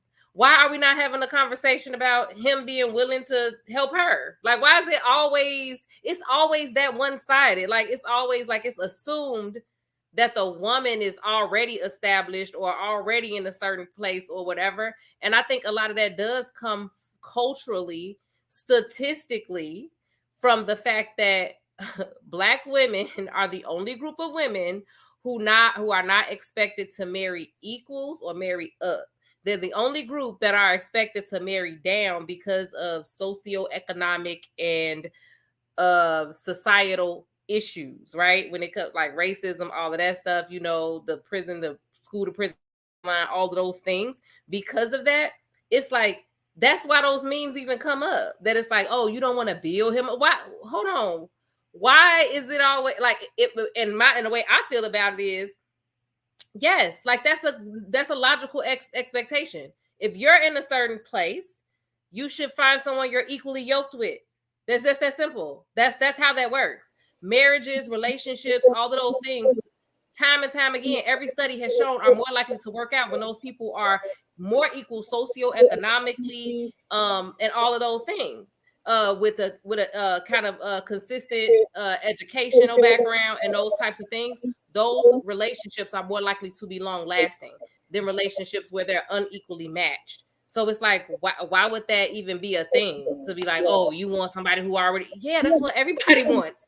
Everybody wants someone who is matched in their at their level. So I don't even understand what the question is. Yeah. It's like insane. But the question I have is to those same people who recognize the socioeconomic pressure that is put on Black women to marry down, as we're talking, as we've termed this for the conversation. Why is it though then that these same men who are looking at these women expecting her to love him up still expect for her to submit? They the same ones saying your school don't matter. So I've been bingo. I wish I had a bell. It's been a cognitive dissonance for me. It's been one where it's like, on the one hand, you're saying, oh, your education doesn't matter, and you think your degrees, and you think just because you got this, you all of that. And then on the flip side, it's like, you don't want to build me up. What? I don't understand.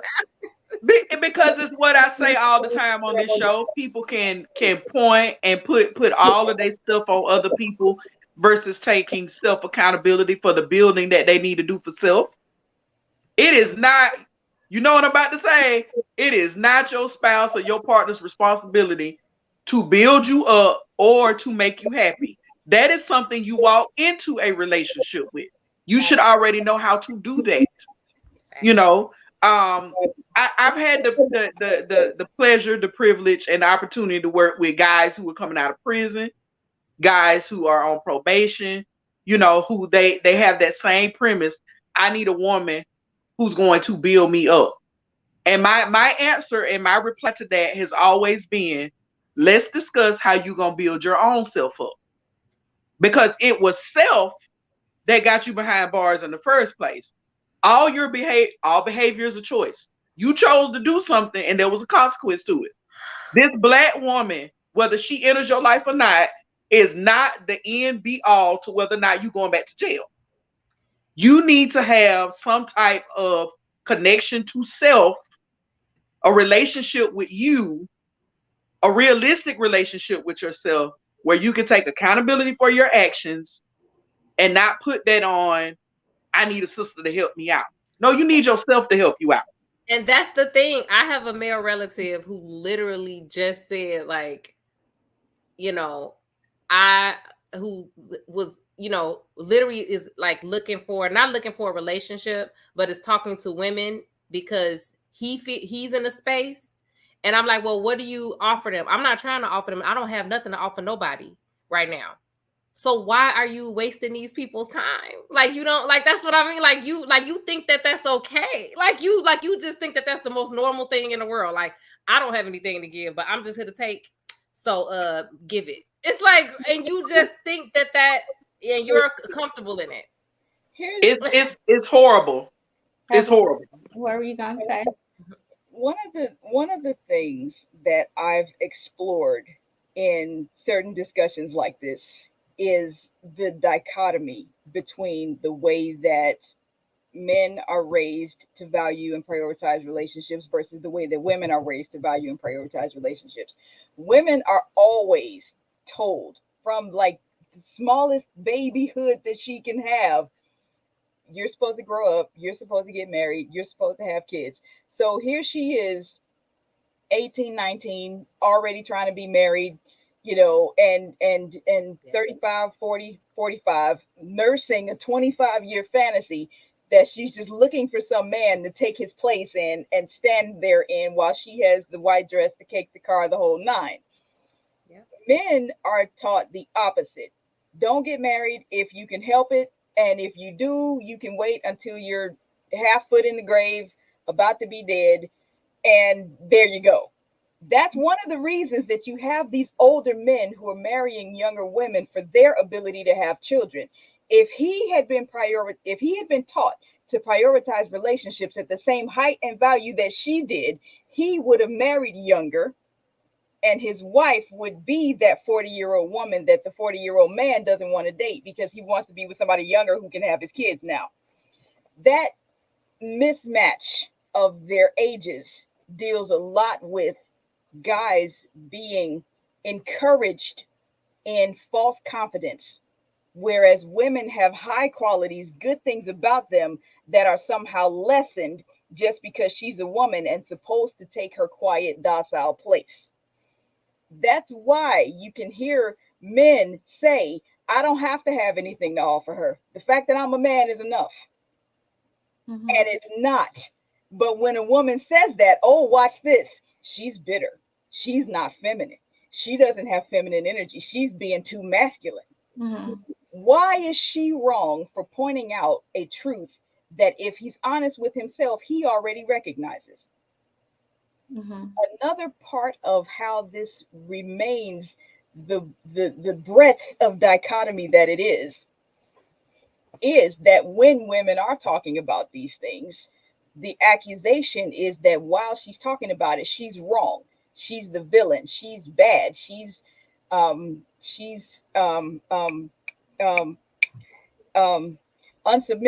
uncooperative. She's all of these things if she has an opinion to express. It doesn't matter what the opinion is. If she has one, expressing it makes her wrong just because she's a woman. But if he's a man, whatever he says goes, no matter how much or little sense it actually makes. There are people who actually believe that way. Mm-hmm. And they don't consciously realize that, but they do. They don't consciously think that, but they. But some of them know. But for some of them will say, I'm the man, so this is what it is because I'm the man. And it's like, what does that even mean, though? Like, you just said that like that was a trump card. Like, I need an explanation. Like, because I'm the man, so it's this. Mm-hmm. And I'm the woman, so I don't know. And that's a cat, and this is a dog. Like, what are you? I don't understand. Conversations like this are much more difficult to have when people have their personhood anchored in those depths of folly that prevent them from listening to other people's perspective and just accepting that other person has a different point of view, and that doesn't make them my mortal enemy.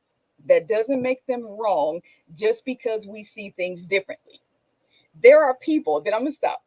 There are people who talk about the perfect relationship that they want. They're describing this perfect person, And they talking about, if we put it on a scale of 1 to 10, they're looking for a relationship that's about, like 9 or 10 or at the highest. I personally believe that your relationships will only be as healthy as you are. So if you're looking for this relationship at a 9 or a 10, but won't even confess your own brokenness, got you functioning at 4 or 5, you're expecting for something that's twice as good as what you're even capable of. And why is somebody just supposed to accept that? Mm-hmm. Oh, if you don't take me at my worst, you don't deserve me at my best. That's the more foolishness I keep seeing on Facebook too. Oh yeah, right.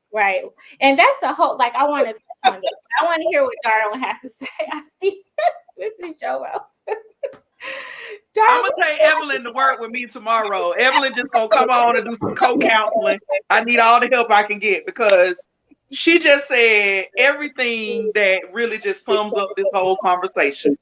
Like I said before, people want caviar, but they treat themselves like garbage. And so it's like, okay, I want this person to come in and treat me all luxurious and expensive, but then you don't practice self-care.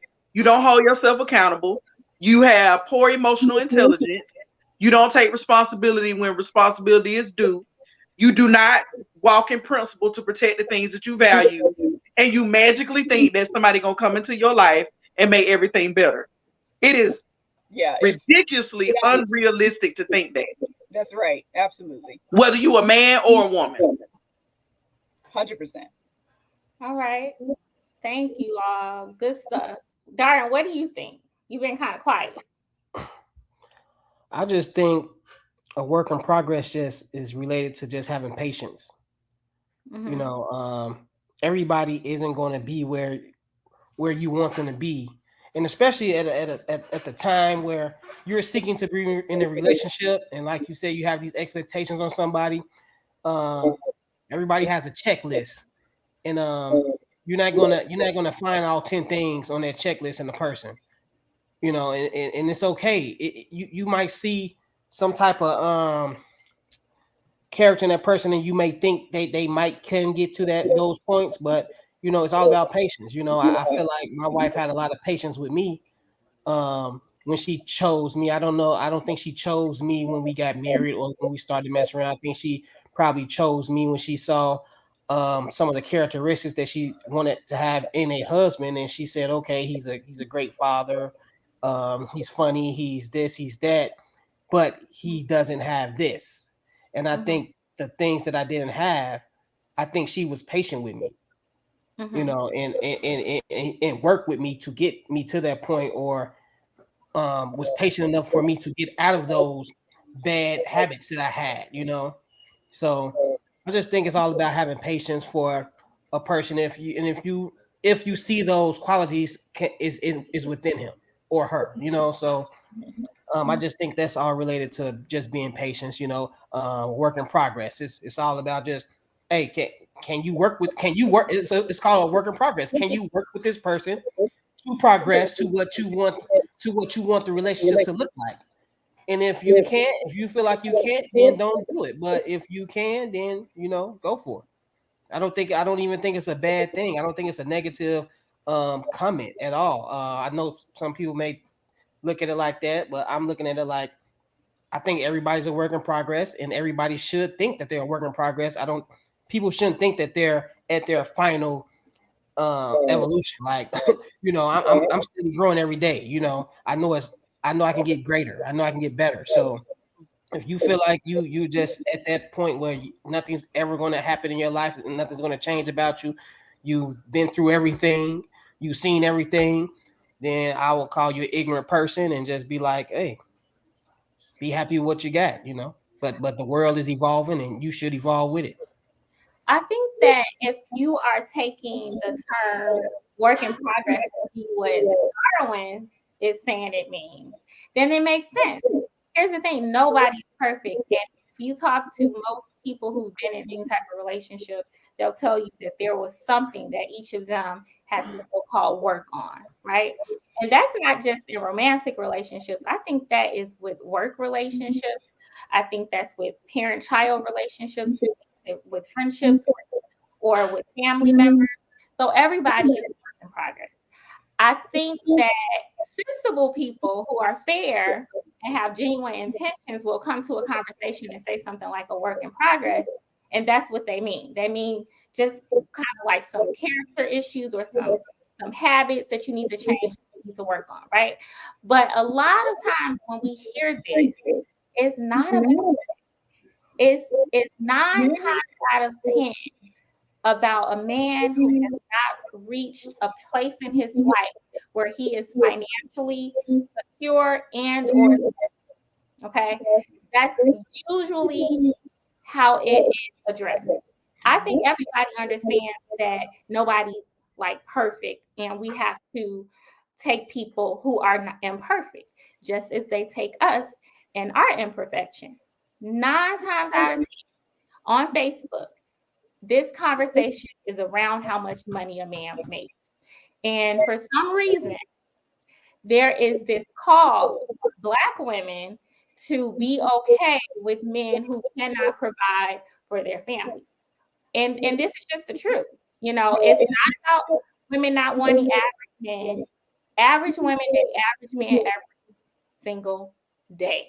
Okay. Statistics show it with who people have babies with and with who people marry. 9 times out of most, I don't know the stat right now, I'll look it up. But most people who do come together are in the same social class. Most people are, right? So average women are dating average men. I don't care what Kevin Samuels is milking y'all for. He found a niche and he is using a lie and a myth to build his brain. There are average women who are out here dating average men. Okay. So it's not about you not making enough money because you only make 50 grand a year. It's about the fact that you don't have stability in your life.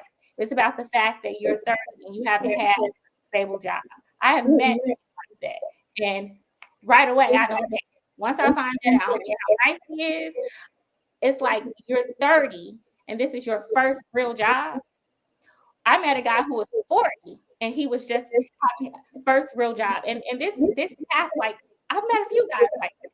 And it didn't go anywhere after that first conversation, and I found that out. I'm like, okay, that's problematic. You're not 22, you're 30, you're 40. And when people say that, let's be real. That's usually what it's about. Taking a man who supposedly has all these goals and these dreams, but you haven't been doing anything the past 10 years to help you reach these goals and dreams. Miss Jovo, I won't say the guy's name, but you know who I'm talking about, who talked to us about all these lofty ideas and things he wanted to do week after week after week for months, and nothing came to fruition. I was there praying, like, look, let me know I'm ready to meet. What you need me to do, I'm here to do it. But there's a lot of talk and not a lot of action. And I think guys who say that are usually those guys. They're usually ones who've been way too late. They've wasted a lot of time. They procrastinated. And they're 30 years old and they're not stable. You know, so I just don't think it's fair. Nobody says people. This conversation is not genuine. You know, it's always painted as, oh, Black women just not willing to hold a man down, or they want the finished product. It's like, no, you want somebody who is stable, serious about his life and his, you know, what he's doing. Okay, so you can go ahead, Darwin, if you want to. So to speak on it based on that, I agree with you. A lot of that's where it comes from. A lot of men do try to gaslight women when they say that, like, because they don't want the woman to hold them accountable for the position that they put themselves in. So they will say, oh, she's not holding me down and she doesn't want to work with me through this and this and that. But like you said, if you at a certain age and it's not there, 9 times 10, you're just not going to get there. And no, a woman does not have to go through all this pit fire with you to get you to where you need to be. Like, a woman does not. have to do that. I know women are nurturing and caring and all of this, but sometimes, most of the time, us men take it to a whole nother level with it. You know, like, oh, you know, you supposed to stay with me through thick and thin, or cheating and abuse, mental abuse, all of this, and no matter what, you supposed to just hold me down. I've been in jail for 8 years, and and then like we put too much on women, to stick with us. And that's because, like you said, we said in the last topic, I think a lot of men are desensitized, and they don't know how to feel how someone else is feeling, so you just do things and just think it's not going to be any consequences to it. It's no backlash, and people don't understand. Men don't understand when they're planting these seeds. They need to know what type of seeds they're planting. And then they be mad about the fruit that they get. And is this, saying this bad sour fruit that you planted this seed. You did this, saying you put all this into the air, all that bad energy, and you treated these women this way and broke this woman down and grew her to a point where she didn't have any more patience for you, or no trust in what you was talking about. So, I mean, men do it to themselves most of the time. So I have no complaints. I have no argument with that. I agree with with what you said, Ashley. So, men just need to start holding themselves accountable. It ain't about the woman, her holding you down. Hold yourself down.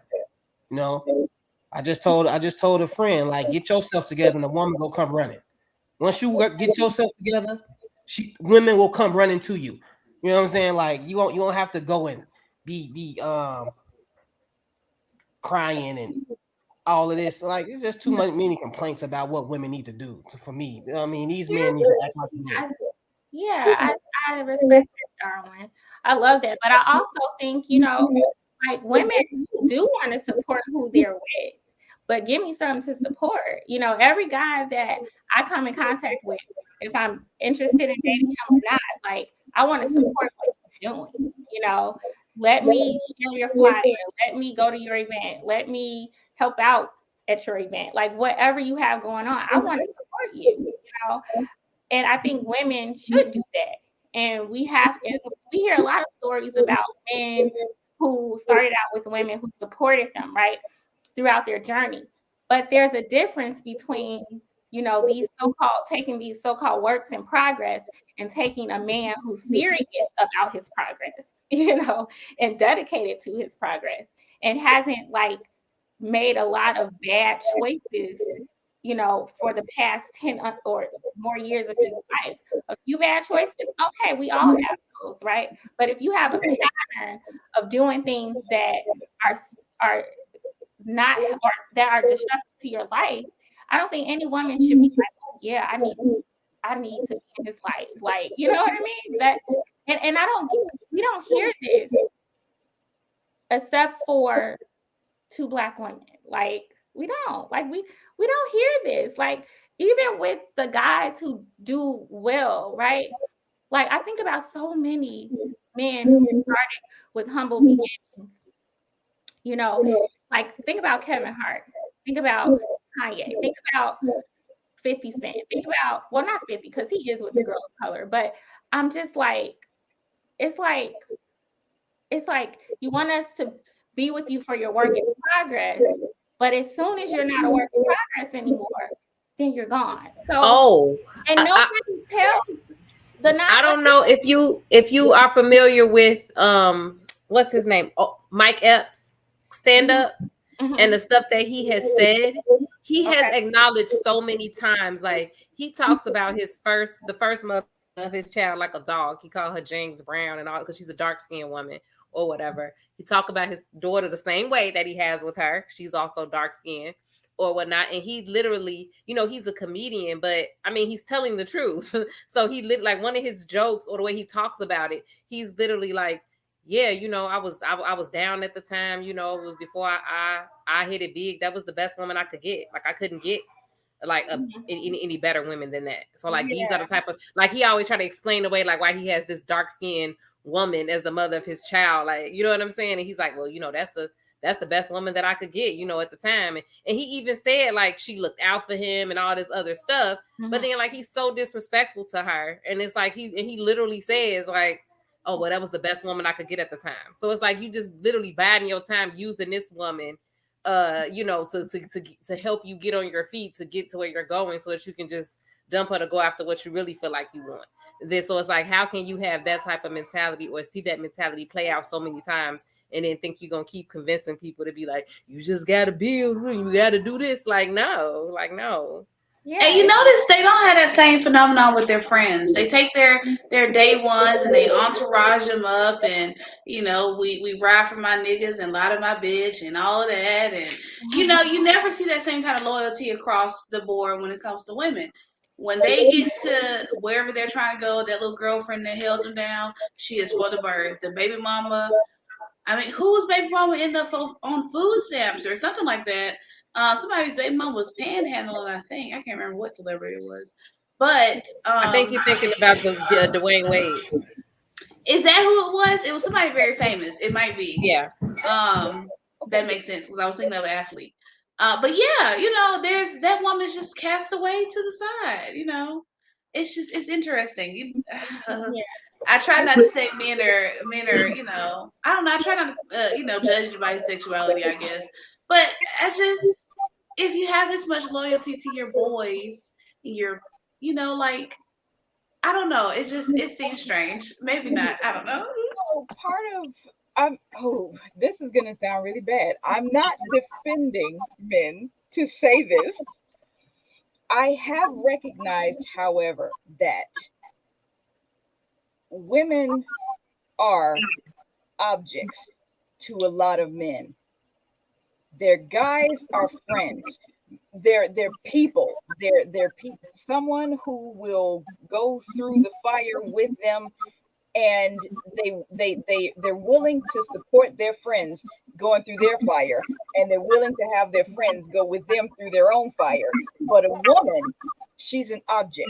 She's supposed to look good. She's supposed to be sexy. She's supposed to fulfill his needs, and that's it. That's why she can have the babies and he can move on as if there's no value to her beyond that. That's why you get the little girlfriend in the beginning who is still willing to be there with you through your things, but when you come up, you deserve better than her now. So she gets kicked to the curb again because in your mind, she is and has always been an object. That's one of the reasons that many men don't even realize that when they refer to women as females, it's totally disrespectful, because a female is a biological entity. No soul, no valuable thoughts, no opinions, a biological entity. A woman is a person.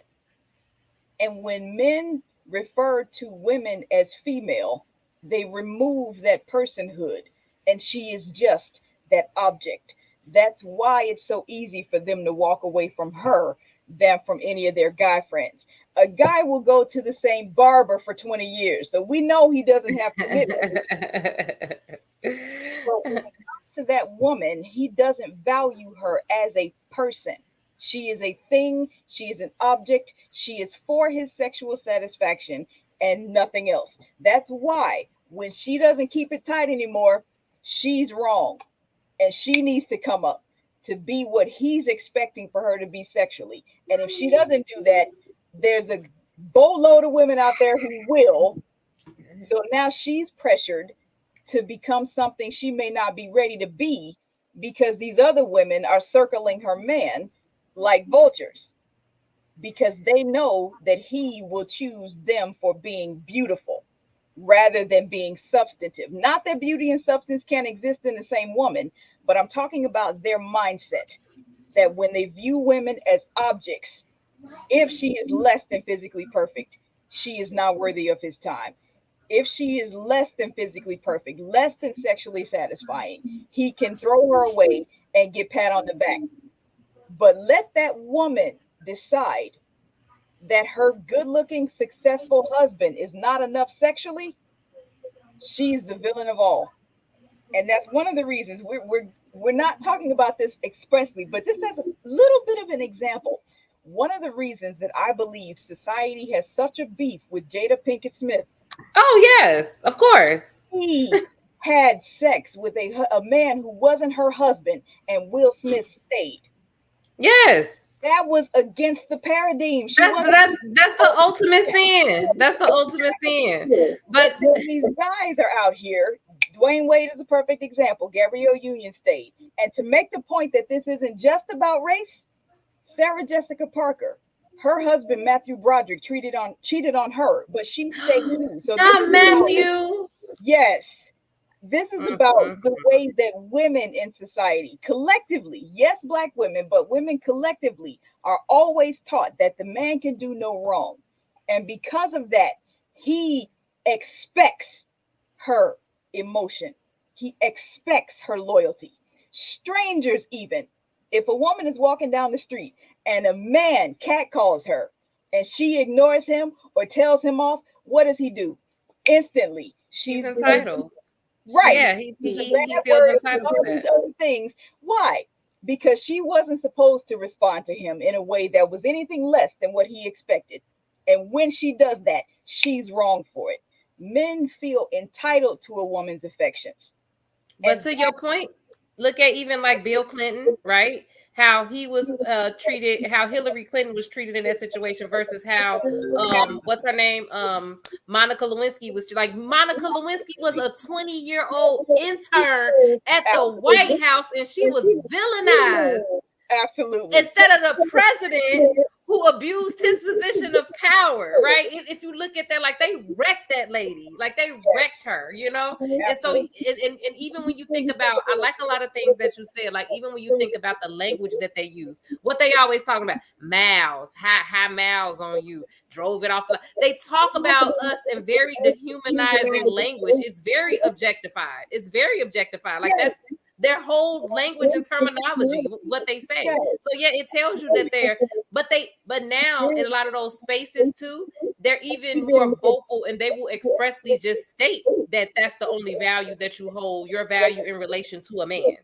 Like they say it, like, oh well, if you're not, helping a man with his purpose, then I mean, what's the point? Like you should, like I went on a show a few weeks ago and they were asking us about do you lose your identity sometimes when you are a wife and a mother? Like, do you lose who you are? And we were discussing that. It was so many guys in the comment section, like, if you don't want to be married, then just don't get it. If you don't want to be a mother, then, and I'm just like, I'm a person. I was a person before I got married and before I had a child. So I'm entitled to have feelings and want to experience things, and it does not have to revolve around my husband or my children. And like they expect that. And if you're not that way, then you, like you said, it is the ultimate sin. Like you have committed the ultimate sin. Like how dare you not make your whole life about me and about these kids? Like mostly me, then about the kids. But how dare you not make everything that you are about me? And like that's the ultimate sin. So I agree with everything that you said. Thank you. And that's why we're talking about the work in progress. I think Darwin and Misunderstanding had both sides of the whole argument. He is talking about what it really means in substance, and she was talking about the way society really deals with that. Because when society is dealing with the work in progress situation, it is always the woman's responsibility to bear the lion's share of the burden. And the guys show up, be there, and that's all they have to do. But because women are socialized to tie their value to relationships, she's more likely to accept that when he wouldn't.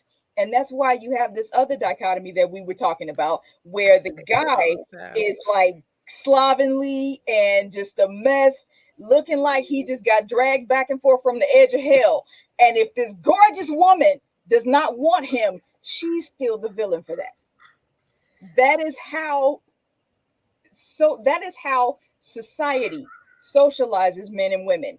And one of the biggest reasons that they also end up so far on different pages about what a true relationship looks like. A lot of men think that when women show up to be in a relationship, she's only supposed to do what he says and nothing more. Mm-hmm. He says, cook my food. She's supposed to be in the kitchen cooking. If he wants to have kids, she has his babies, and you don't even have to be married for that now. Cam Newton was recently for having 4 kids with a woman that he was not married. And at first, my thought was, that's a work in progress. We're going to get to that in a minute. But my first thought was, how many sets of twins did this woman have? And let me tell you why I thought that was relevant. If she has one child with him, okay, they were having fun, wasn't planned. Here we go. One child, we get it. Maybe they tried to work it out. Child number 2 comes along. Things fell apart and they still didn't work out. Child 3 and 4, she knows better. And I have no sympathy at that point. So, in the benefit of the doubt, if maybe the first pregnancy was a set of twins and the second pregnancy was also a set of twins, we get that she has 4 children by this man who's admitted why he won't commit to her. But short of that, if she had all of these single children, she knows that she is in a relationship with a man who has chosen not to commit to her. But isn't she the one that has all of his children? Does he have children by any other woman? Yeah, he does by Instagram thought.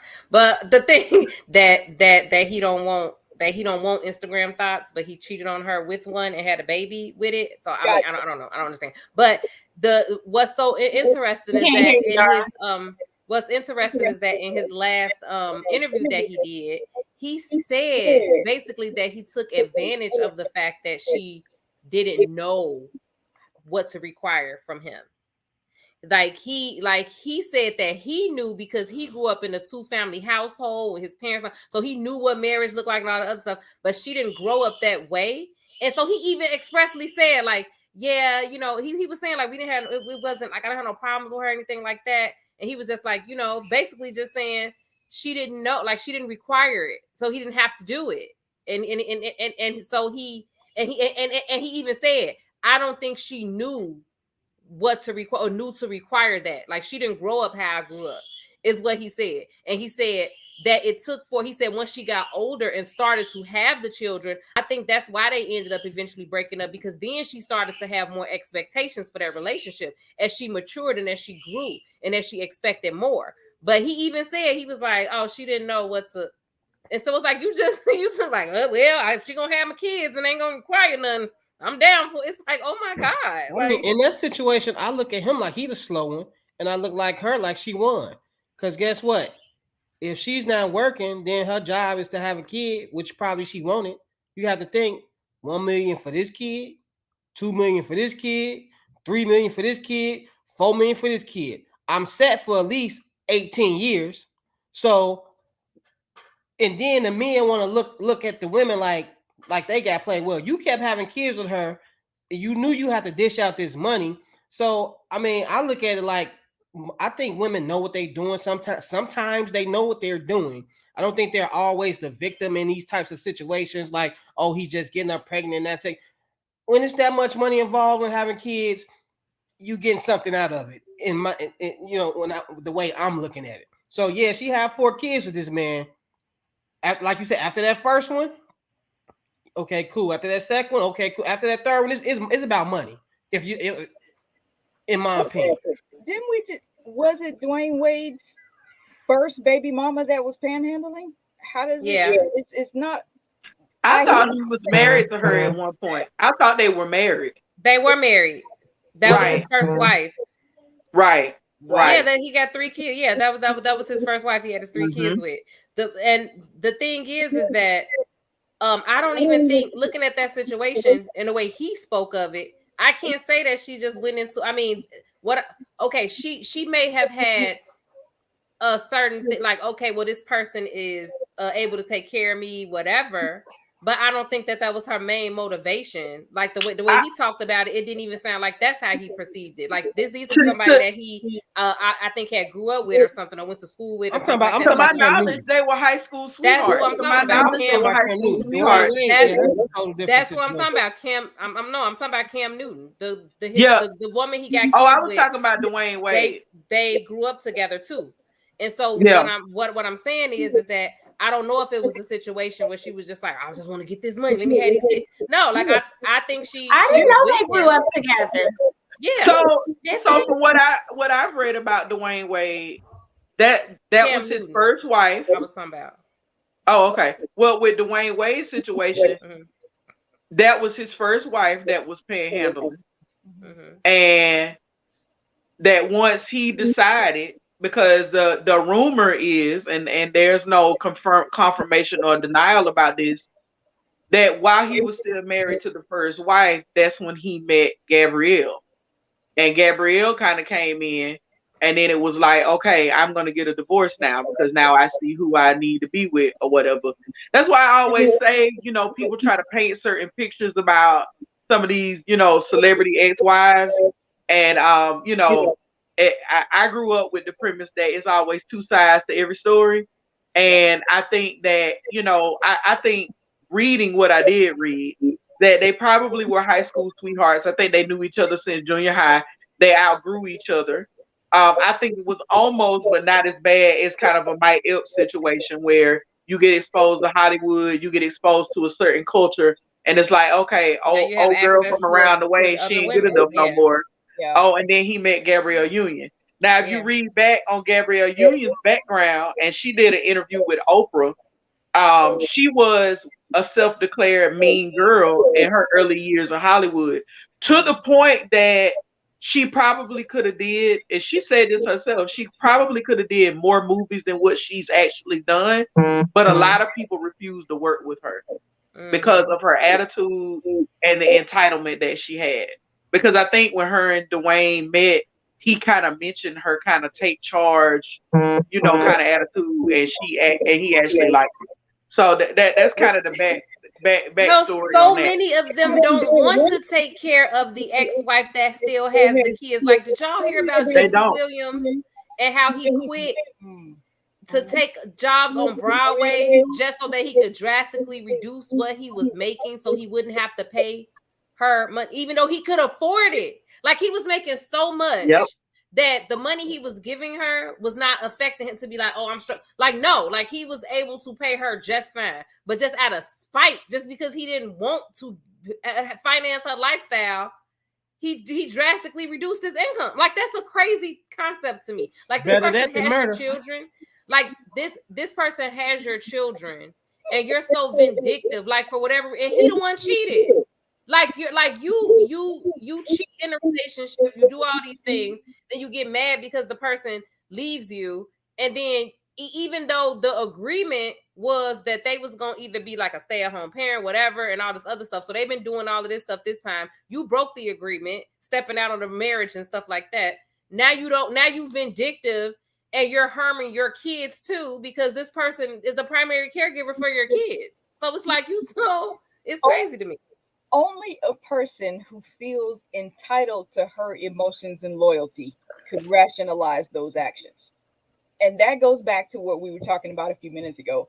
And it's so funny how this whole notion is brought full circle, because on social media, the premise is if you're a work in progress, then you have no ambition, no goals, and no money. We've talked about Cam Newton, Dwayne Wade, Jesse Williams, all these guys with serious money, still very much works in progress. They don't understand the premises of a strong and solid relationship. And it has nothing to do with money when we're dealing with those situations in these examples that we've been talking about. But still, that work in progress thing is very real and very, very potent in their experiences. Well, I think that just goes to show that money doesn't suffice, and there are some women, a lot of women who realize that, and it's just funny that we have this space now where men are just like, yeah, women just want money. And I'm like, no, there's some level-headed women who are looking way past money. Like, yes, a lot of them are important, but you are not high value just because you have. And I don't blame these women for going out getting these guys, these rich guys, these athletes, these celebrities, getting the bag from him, and then moving on, getting her true love. You know, like I would do the same thing. If you just willingly giving me this money and you want to like put your money in my face to try to control me, yeah, whatever. But guess what? I'll leave. You know, like I get tired of the men trying to act like it's a such. I don't understand. It's no such thing as gold diggers. It's no such thing as gold diggers. I don't know about that. If you give a woman money, that means you want it to. Unless a woman is true. Like women, a woman is. I wouldn't say gold diggers. I would say manipulators. I would say that there are women who are, in defense, because I've seen it with my own two eyes. I have seen it. There are women who they, you know, I'm thinking of somebody who comes to mind. There are women who, you know, they grow up maybe watching their mom kind of manipulate, get money out of men, and then sometimes they carry that behavior on. Not a lot of cases. They get money out of men. They get money out of men. Why? Because society says the only thing that men has to offer is money. Sometimes they carry that behavior on. Not a lot of cases. They get money. Hello? Sorry, y'all. We hear you. Go ahead. So they do this. They get okay. Yeah. So society tells you that men uses their money to manipulate and control women. So now that women have gotten to a point where they cannot, where they don't have to depend on men, they cannot go out and get their jobs. Now that they have, in a way, even the playing field. Now that's what I call it. Yeah, they just even the playing field. If you want to use me and control me with your money, yeah, I'm about to go and get it now. So I don't have to sit around and wait for a man to come take care of me. I can actually go and get a man to take care of me since I know that's all you're worth and that's all you put in, you flash out. I don't see men going around talking about the books that they read and how intellect they are trying to get a woman. They use their money. They're not at the club talking, asking women like, what are you into? Do you like this? Do you like? No, they in there trying to buy drinks, pop bottles, this and that, flash the money. So now women have said, okay, cool. This what it is. I go along with it, you know, and then I'll just wait until I find a man who's really has some type of substance. Then I'll be with him. But until then, I'm gonna cash out on you goofies. But how has society flipped that point? Now now it's like men have returned that question to women, saying, "What do you bring to the table?" Exactly. She's at a place where she's matching financially what he's able to do. In some cases, he's still asserting some level of his own value over her to make her feel like he's the prize if she can't, bring whatever right to the table or not. Yeah, that's the gaslight.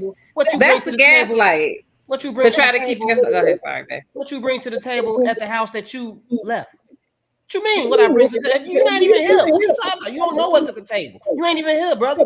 You left. You left me with the kids. You know, so it's just retarded. It's a ploy to keep that. I think it's a ploy to keep that scarcity mindset, that low self-esteem mindset. You know, it's just like I call it. I always compare what I see happening in a lot of these spaces to what you see happening with, or what happened over the past couple of years with like white supremacy and like white culture with white supremacy. Like how we had them storm the freaking Capitol. You see what I'm saying? Because they was like, because they saw so many changes that they weren't really prepared for, and they felt like they were losing their privileges. So they was like, no, it's like kind of the same thing. It's like they feel like they're losing. It's like they don't want to acknowledge those privileges, but they see themselves losing them. So they're trying to throw everything at the wall to kind of see what stick. And I feel at this point, it's like trying to convince women, trying to just keep you in that mind state and gaslight you to just accept whatever it is. Like everything that they're saying, I always just be like, that is so unappealing. Like, why do y'all think any of this stuff is appealing? Like, you should just submit to your man and you should be on your man's man. You should. Why would I? What? Like, that is not. What are you selling me? I don't understand. Well, see, if you're a Christian, the Bible says you're supposed to submit to your Yes. word. So I'm offering you an opportunity to do what the Lord say do. They try every avenue. If it's not that, but all of the stuff, like I say, there's a common thread through a lot of it. Like even if you look into like the Black empowerment spaces, even if you look into the woke communities, it's the common thread is the same in all of it. Just trying to subjugate women, and it's insane. It's insane. I saw a post on Facebook about. She should have been talking about what you said, but she didn't quite have it like that. She said something like, I am an alpha female. I make my own money, but I'm okay with having a man and I know how to submit. That's what she said in the post. And I I had to work my thumbs out real quick. I said to her, I wish that people would recognize the depravity from which some of their societal practices emerges. Come from. A lot of Black people use the N-word as a term of endearment now because of how it was used as a weapon before. There are a lot of women that call themselves the B word because of how that was a tool of dismissal and repression before. This whole alpha female concept is the exact same thing. Women have been so dominated by this whole masculinity thing that they're trying to do something to match it and kind of even it out. So now that they're calling themselves alpha females, I said to her in this post, you're still missing the mark, because the alpha premise is counterintuitive. Submission is counterintuitive to the alpha premise. So you're just saying what you think you need to say to try to get out from under these toxic presentations of what masculinity looks like, but you're still fashioning it to the subjugation of women in these practices. So it's not really, you're not accomplishing what you think you are. And you guys might not agree with me on this. I've said this on this show before. I embrace submission. I think the big problem is that men and women alike do not understand submission as it is laid out in the Bible. Okay. Now you have submission in other religions and faiths, right? Like in the Quran, there are certain guidelines about how men and women and husbands and wives interact, right? But a lot of times here in America, when people talk about submission, they always use the Bible, right? And unfortunately, we have a lot of men who are using it as a weapon rather than using it as it's intended to be used, as guidance, as a framework for how to live your life. You have men who will reference the Bible and talk about how women should submit, but that's the only part of the Bible they seem to pay attention to. And, you also have women who hear this word submission, and they are falling prey to these men who are putting all this pressure onto women to so-called submit. And they themselves don't even understand it. That's why they say stuff like that, and they're kind of giving in, they're wanting to be appeased, or not appeased, but approved, right? But it's just real sad because to me, on both sides, there seems to be a level of confusion about this word submission and this concept of submission. For my purposes, when I say submission, I am dealing with the actual Bible premise, not just the part of it that men throw around for their own convenience. Whereas the Bible does say, wives, submit unto your husbands, right before that it says, submit one to another. Yes. That is husbands to wives and wives to husbands. Yes. Men conveniently jump right over that. Yes. To where they say, submit, wives, submit to your own husbands. The next thing is, husbands, love your wives as Christ loved the church and gave himself for it. Now, see, here's my question. There are men who have said, if Christ died for the church, I can and I die for you, what happens? that's kind of how they get out of the responsibility to behave as Christ would in regard to the marriage and the wife and things of that sort. My answer to that was this. Yes, you can only die for me one time. That is a fact. But if you live like you would die for me, there is no way that your own selfish indulgences would become more important to you than my best interest as a whole. And there are men who don't get that part. All they want to say is, woman, submit. You do what I say because I'm the man. God says that's how you're supposed to do it. The way that passage reads, submit yourselves one to another. Yeah. This is what that looks like. Why? That's what I heard on my wedding day. They read the whole thing. I don't know what they come on and preach, Evelyn. I'm just saying. The way some of them tell it, they out here dying left and right for women. The way that they telling it, they like, cause I protect you and I'm laying my life on the line for you. And I'm like, not with this femicide rate. I think they got it confused. Supposed to die for, not die cause. Right. I'm like, where are these situations where it's just like day to day that it's life threatening that I gotta take into account to be like, you know what, my husband, yeah, he's really risking his life for me. When? When is it happening? I don't understand. And it's not even, the duty doesn't even transfer across like community community responsibilities, because it was understood that men will like die off in war. That's why I think it's hilarious for men. We gotta go back to the old days, blah blah. If we go back to the old days, a lot of y'all would have been okay. So you saying I'm not sitting up there. So you basically telling me that I'm not putting my life on the line for you when I let you go out to the club wearing the stuff that you wear and dudes doing all this. Oh, he said let. Oh, let me mute myself. He said yeah. Well, I do think men carry a big burden. Men do carry a big burden. They are tasked with protecting the family. I think that, but in 2022, what does that look like? That doesn't negate the woman's, or that doesn't negate that. That's not what I'm saying. Man should also be committed unto. Yeah. Do you know when you go to sleep? Do you know when you go to sleep? I go and get a shotgun. I stand on top of the roof for all while you sleep, and make sure nobody comes in this house. That's what I do. That's not the point I was making, Ashley. I wasn't trying to compare what like submission for protection thing. I wasn't comparing that actually, right? But what I was saying is that I need them to explain to me in 2022 what that means when they say that they are putting their life on the line. Like they going to work just like I'm going to work. I go to the grocery store, we come home, we got an alarm system, and I keep saying time and time again, like every time I had this discussion, I'm always trying to figure out that, like, and they always like to use the example, their favorite example. If somebody break in a house, who's expected to da-da-da?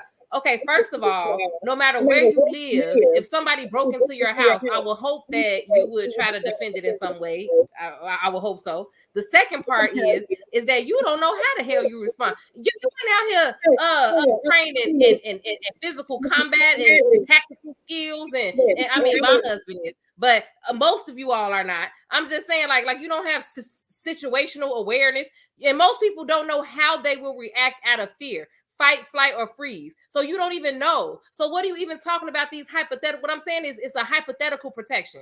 Yeah, you're telling me about a hypothetical protection. There are men who like use that point to kind of try to assert dominance and say that a woman I'm protecting you to submit, right? Ignoring your role, in the marriage outside of protection. It's not that I need to know what that looks like. Women. Right. So that's the only reason I said that. I'm just trying to make the point that protection is a big burden. And I think that, but what is it? It should be rewarded. I think unfortunately we have a lot of ill-intended men who try to, we almost like make it like a fantasy or whimsical, right? Right. Because you're right. Like on a daily basis, men are not putting their lives in danger for their families. it's very rare for anybody to have to go marching down the stairs with the bat at 3 a.m. Right. like we see on Lifetime movies, right? Most burglaries happen during the day when people When are nobody's home. Yeah. right? This is fact, right? So we know that men, and not just men, but women do too. We make it real like physical, protection, and I think that you have a lot of men who, use that to manipulate women. That's the only reason I was saying that. But I also wanted to just make sure that we do understand that, protecting your family is a burden. Women, I always say women do most of the work, but I do think men carry more of the burden.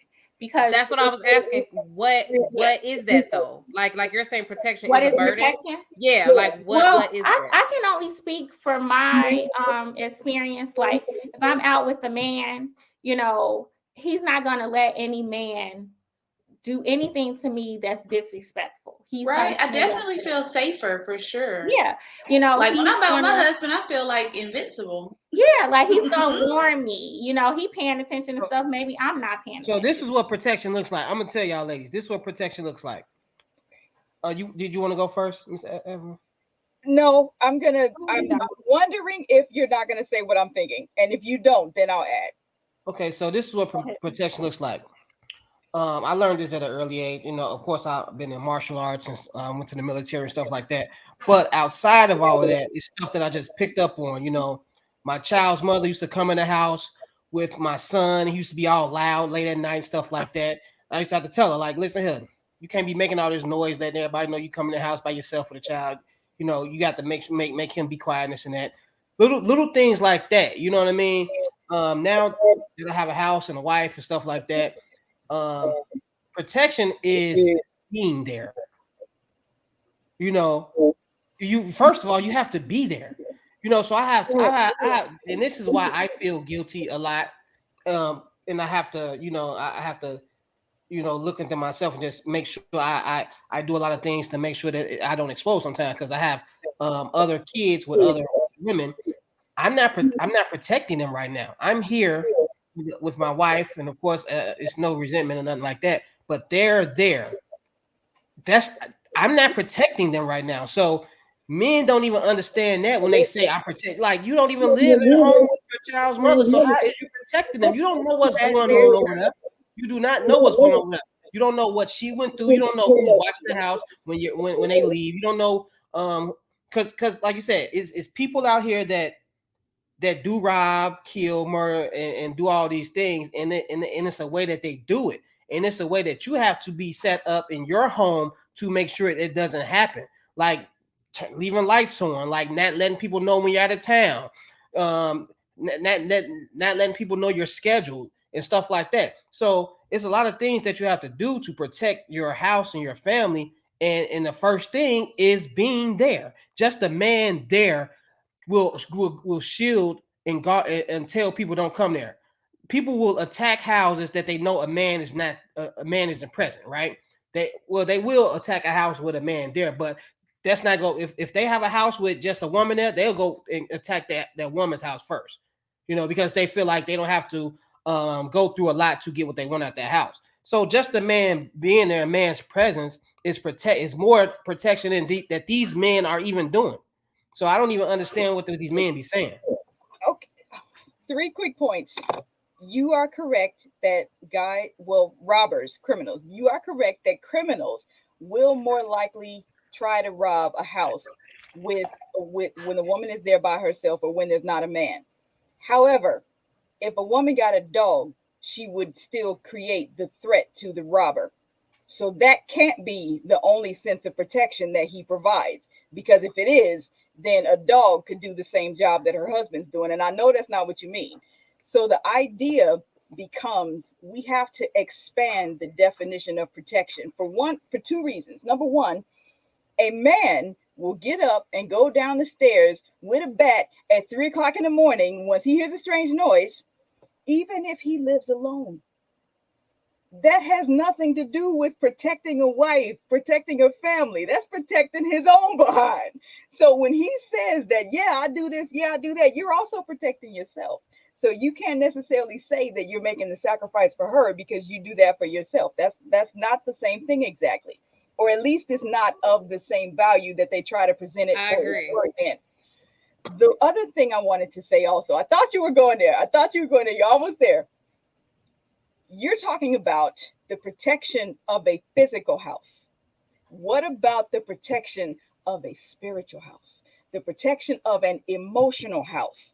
If the woman is there at home with her kids all day, they've been screaming, they've been crying, she's done everything she can possibly do. The man is out doing whatever he does for work. He comes in, he's tired. Both of them are exhausted. Both of them are at their wits' end. Whose responsibility is it to secure the home? A lot of guys don't answer that it's his.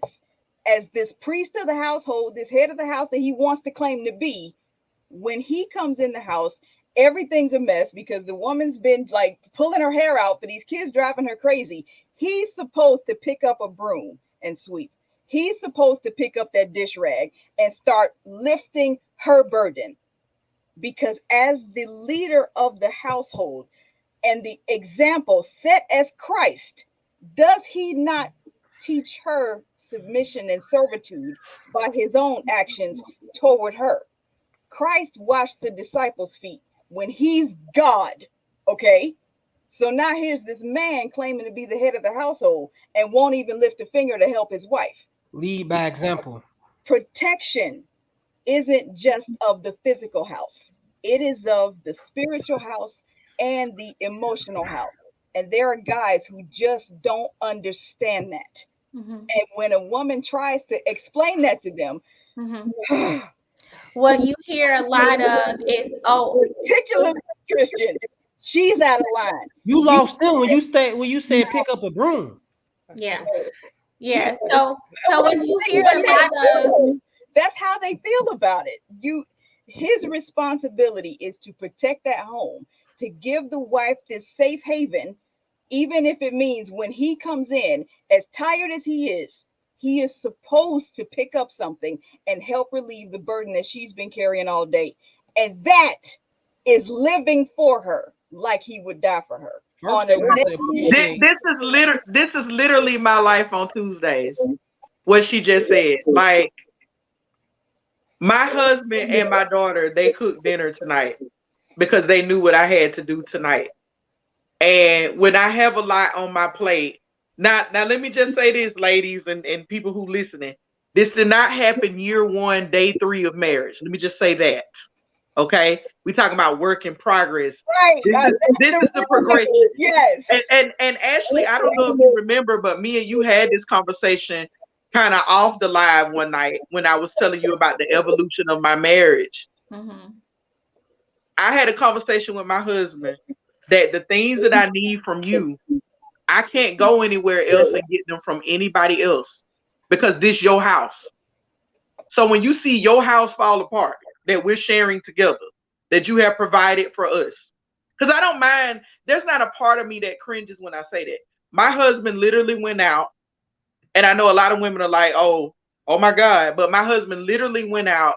Like when I told him, we need a home, we need to get a house. He was like, say no more. And he went out and he purchased us a house. All of my cars I've ever driven, if I say, this car is giving me problems, this car is, whatever, my husband goes out and he makes sure that every day I have everything that I basically need. I am married to someone who literally, if I walk in the next room right now and gave him a dollar amount, he's not going to give me any quarrels or he's not going to do that. He's going to say, well, babe, when you need it, and if you don't mind me asking, or how can I help you with this? This is marriage. Submit to each other. So when people see me laying this man's clothes out in the morning, when I get up and cook breakfast, when I might take him a snack by his job, if I know I'm not doing nothing and I'm thinking about him, this ain't people just being naive and living in a fantasy world. Okay. I literally have somebody who protects me on a day-to-day basis. To the point where, and I can admit this, I'm almost a little spoiled because something will go wrong, and I just pick up the phone and be like, babe, blah, blah, blah, blah, blah, blah, blah. And I remember somebody I worked with who is also married. Like my car wouldn't start one day. My instinct, I just called my husband and she was like, well, let's just pop the hood or whatever, which I didn't mind doing, but that's what I do. This is what I've been doing for the past 20 some years. Been together 23 years, been married 18 years come the 29th of this month. This is marriage. That is protection. I met my husband when my mother passed away. Mother's Day is coming up. Okay. My husband goes all out for Mother's Day for me. And he makes it a nice day for me. And I don't ask for much, but he makes it nice for me because he understands when he met me that emotionally Mother's Day is a roller coaster of emotionals for me. You hit the nail on the head, Evelyn. Like people don't realize like all the duty, the sacrifice that comes with just being married, period. It ain't got nothing to do with being a man or a woman. Just Miss Jovo, being there for each other. It's your house. You're not gonna make me feel guilty because I came home and I told my wife she needs to clean this goddamn room up, and that's what I meant. And I'm not picking up no broom to clean it up. She's gonna clean that room up. She messed it up. She gonna clean it up. And I wish she would call me on the side of the road talking about fixing a car. She better tell me to come pick her up. I'm not fixing no car. You better take it to the car lot or whatever. I'd rather buy a new car before I go and fix a car. That's just how I am. I'm not fixing no car. You don't have to even tell me about no car and tell me go up under no hood.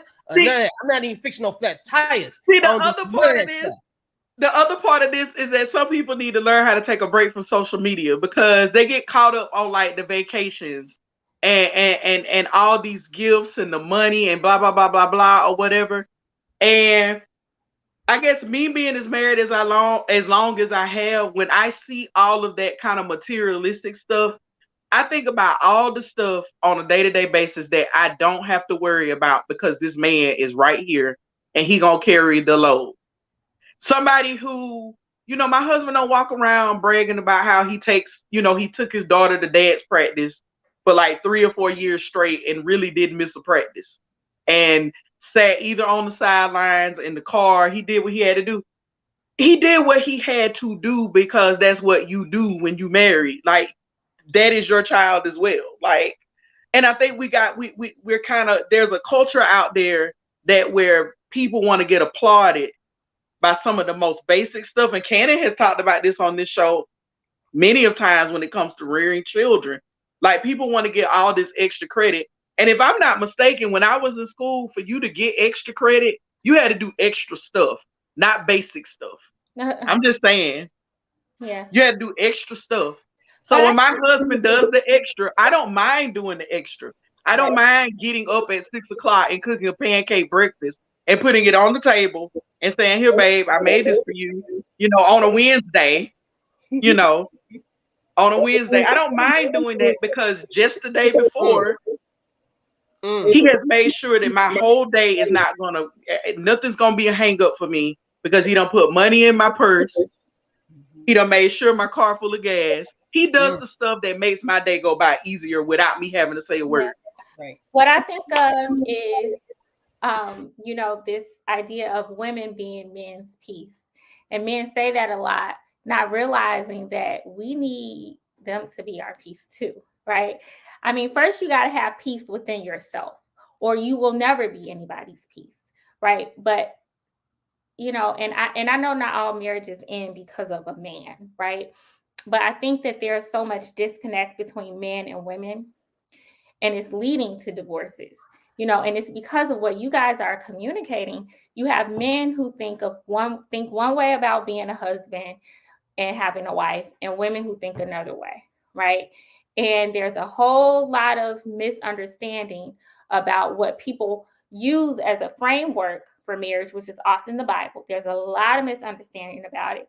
And, a lot of socialization of men versus women that don't coincide. They converge with each other. Men, in light of this discussion about protection, are thinking protection is, oh, I'll beat that man's, I'll slam into the wall, I'll put him, lay him out. Yes, They beat think that that's man's ass. protection, but protection is so much more than that, and it's so much deeper. You're not gonna beat a man up very often. I'm Some telling men you, don't ever and do. You know what I and mean? if And that's it not an reminds me of that if you know. conversation that we had on Facebook. Yep. And I'm so happy that, I won't say his name, but I'm happy he left our group, because he had such a hard time understanding where I was coming from with the question that I posed. And he thought it was a very negative question, because I said, how can men be protectors of our communities when they deny and negate the things that we experience in masses? Sexual harassment, street harassment, um, verbal abuse, colorism. All right. These are things that Black women have been Sexism. talking about. Yeah, that we've been talking about. We all experience this. But when we talk about this to a lot of our brothers, not all of them, but a lot of them, it's like you're speaking to a wall. And what they don't realize is that, yeah, you go beat somebody up. Half of that is only because of your ego. Very little of it is because of our protection. And we're over here fighting bigger, more difficult battles. And that's what we need your protection on. And so it's like, I wish that, a lot of these guys in these social media spaces would really take the time to understand what true protection is. It's not just about going down in the middle of the night like you in a Lifetime movie with the bat in your hand. That never happened. Not one of them say, I'm protecting my woman's heart. Not one of them. And her dignity, her self-respect, her none family, of them, her peace. None of them. So they just expect so that's what I'm saying. They don't want to take into account the things that they do that can create those type of realities, or that they don't like. They feel that's like you said. They feel so entitled to certain stuff. You know what I'm saying? That it's like the Fresh and Fit podcast or whatever. What they keep saying. Oh, I'm paying for this. I'm paying for that. So I'm entitled to do this and I'm entitled to do that. And men are not emotional when they have sex, so it's okay for us to cheat, and women can't cheat because they are It's like y'all talking about all of this silly stuff and then talking about protection and providing, but like you say, you ain't said nothing about actually, like, how are you protecting your woman if you think it's okay to expose her to STDs? How are you protecting your woman if you think it's okay to expose her to drama? Like, you think that that's just a smooth thing, you out here, talking to other women and doing all of this stuff? Like, you actually you are putting your family in harm. Like, what if this person really do care? Like, okay, it's not even logical. If you say that men can have sex without catching feelings and women can't, fine, you're still sleeping with women, aren't you? Aren't you? So if you're sleeping with other women and in your estimation, women catch feelings, right? Then how are you protecting your family if you're out here kind of exposing them to, like, it's like not protect, it's just like not building a fence around your it's like you just letting all types of whatever come in, and then you think that that's protection. Like, that's also a form. So you know what I mean? What remember what Future Chaotic or whatever his name is, Chaotic Truth. Yeah, okay. He said his way to protect his woman is to tell her what to do. Is to monitor what she wears out, so he wouldn't have to fight the over aggressive dudes that might approach her. And he just in that moment, he even forgot that the protection does not start when you get to the club and a man happens to be disrespectful. The level of protection happens when you make your woman feel comfortable that she can go somewhere with you and it won't be a problem. You know how to handle yourself in a matter where she can wear what she wants, like Miss Evans said, that you're protecting her and her self-esteem and her because how she wants to look plays a big part in everything, right? She wants to look comfortable. She wants to look how she wants to look. It makes her feel good to wear what she wants to wear. So that's a level of protection. So now, if she can't even look at you and say, you can't even protect me if we go outside, why would I want to be with you? You won't even let me wear. I can't wear what I want to wear because he even said himself, I'm a small guy. I'm a small guy. I can't beat up everybody, And so so you need to watch what you wear, so I won't get into this. Like, no, that's not protection. She should. She would. I don't even know how a woman would be with a man who thinks like that. That she has to do everything. It seems like she's protecting him at this point, right? Yeah. Exactly. Like let me put some clothes on for this nigga get beat up tonight. You know, like I don't understand it. Yeah, part of the problem with that whole scenario, all of it that I know is what I've learned here speaking with you guys tonight. But one of the problems with that. Damn, I'm sorry we exposed you to this. No, it's fine. I'm saying that his idea of protection of her being telling her not to wear certain clothes so that guys don't approach her, that is just as ridiculous as telling a woman not to wear short skirts and that'll keep her from being attacked, because it won't. A woman That's what I was gonna say. from neck to ankle, and a man who feels entitled will say something to her. So their whole premise of protection on that end is wrong. But to Ashley's point, when she was talking about the ways that men protect women in society that aren't necessarily home centric, but in society in general, where she's out there facing racism, she's out there facing sexism, she's out there facing all of these different types of things. And his protection mindset is about beating somebody up when the bigger issues are socioeconomic and systemic.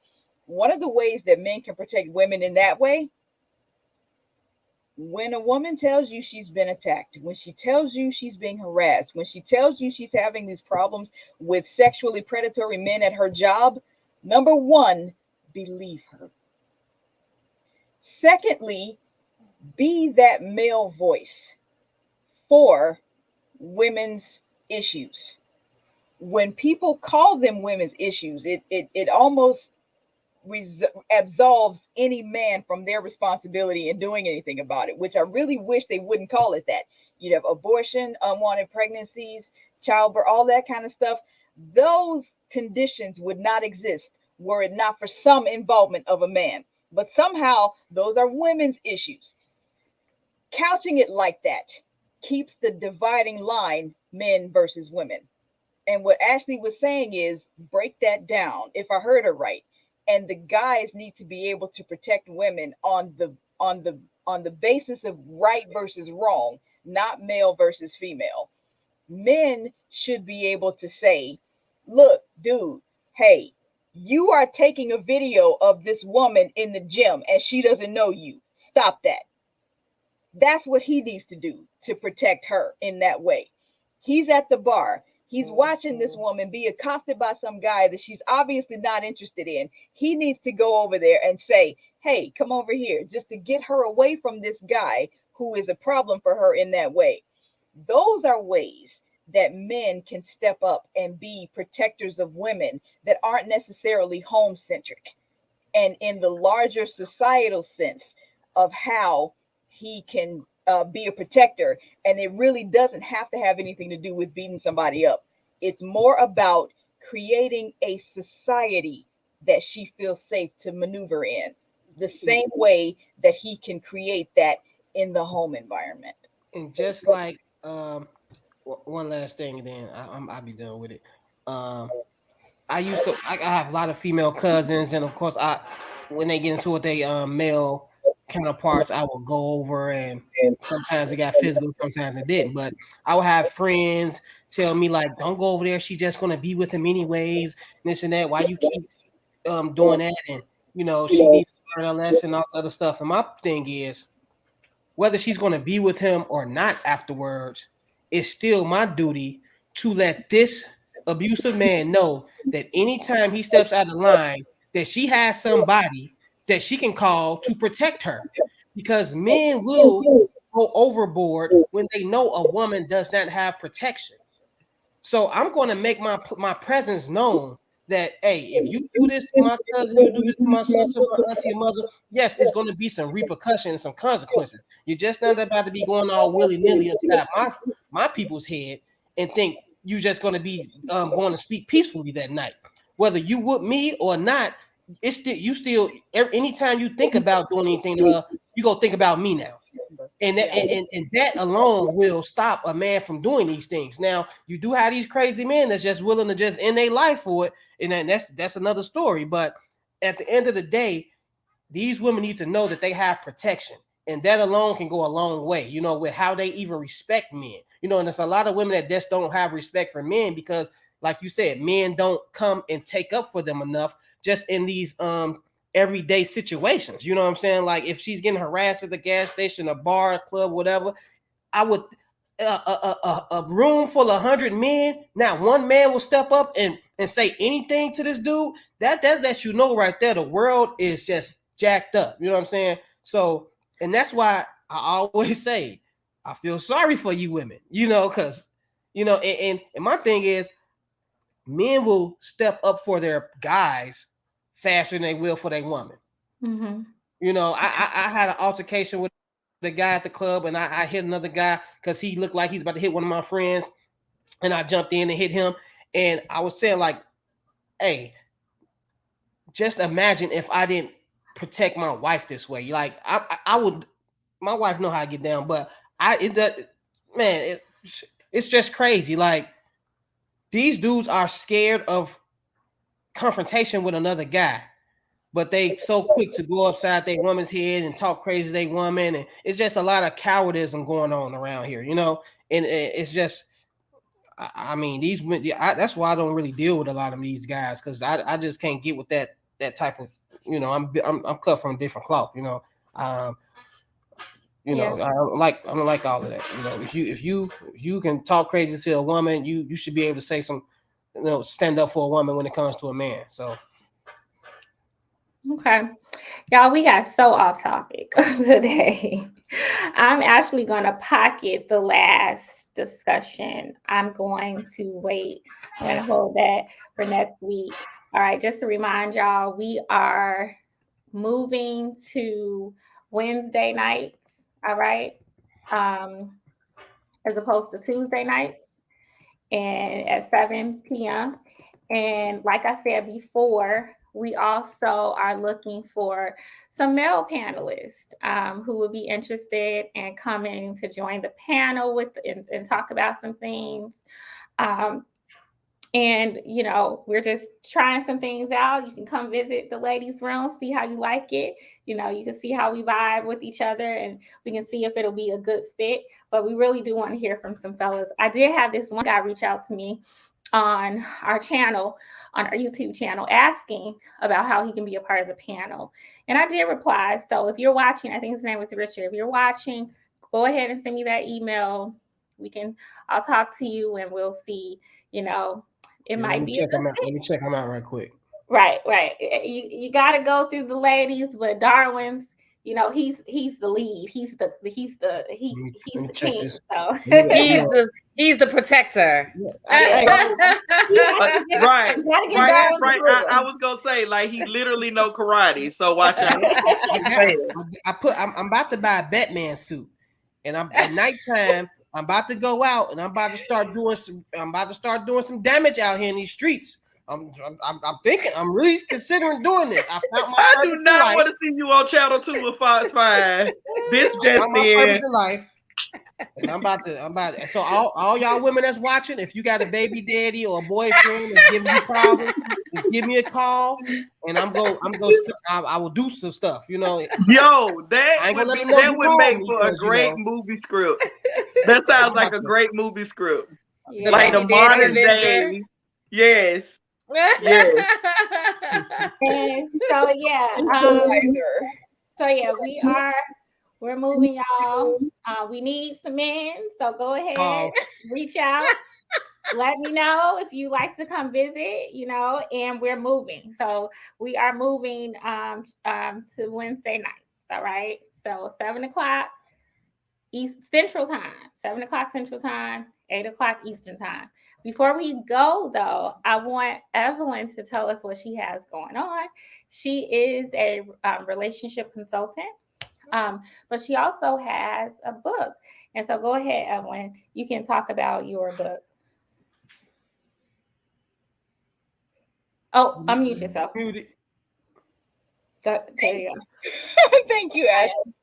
It has been a fantastic pleasure to speak with you all tonight. And as Ashley mentioned, we met each other on the Facebook for the comment that I was making about not wanting to have children. But for the book, I am the author of Truth Speak: Some Real Reasons Men and Women Don't Communicate. I had to put that specifically that they don't, because a lot of people believe that they can't, based on the differences in the way that men and women process things. And while those differences are important, they are not as big a factor as people blame them for being. And men and women typically have disagreements, and the first thing they do is run to gender as a reason for the disagreement, when if they would take the time to resolve whatever is distracting them in that conversation, they'd actually be able to get over that communicative impasse. And my book walks people through their own experiences and shows them how to improve the communication skills they already have, so that they can foster lasting connections that they want, instead of just the company that they find. Okay. Okay, thank you. I like love that. that. I like that. Thank you. Yes, is there an Amazon link, some type of purchasing link? Yes, the book is Okay, available at evelynwhitney.com. Whitney.com. Yeah. All right. All Just I right. will actually put it in the chat, and it'll be in our Facebook group as well. Anybody want to Awesome. close us out with some last minute comments? Hopefully y'all learned something tonight. You know, got inspired, thought of something new, got a new idea, laughed a little. All right, I want to I had say a good something. time tonight. Like I said, you all can find us in the ladies' room group chat as well. All right. Yep. Go I ahead. want to say You wanna something. close us out? I want to remind when Evelyn was quoting when she first started, when she quoted that scripture in Jeremiah, I just want to remind everybody out there that if you're gonna quote the Bible, whether it's KJV version, New JV, or whatever, ABCDEFG version, please make sure you quote the whole passage and not just the part that tickles you. Okay? Because as Raven would say, Audacity is on sale and probably marked half off, because it's a bunch of guys in that atmosphere who don't even believe in a higher power, but they got the nerve to be quoting my higher power scripture. Make it make sense. Make it make sense. Love y'all. All right. Thank y'all so much. Thank you, everyone, for joining us. And for those of Thank y'all out you. there, come back and visit us in the ladies' room next Wednesday, 7 o'clock. Good night. Good night.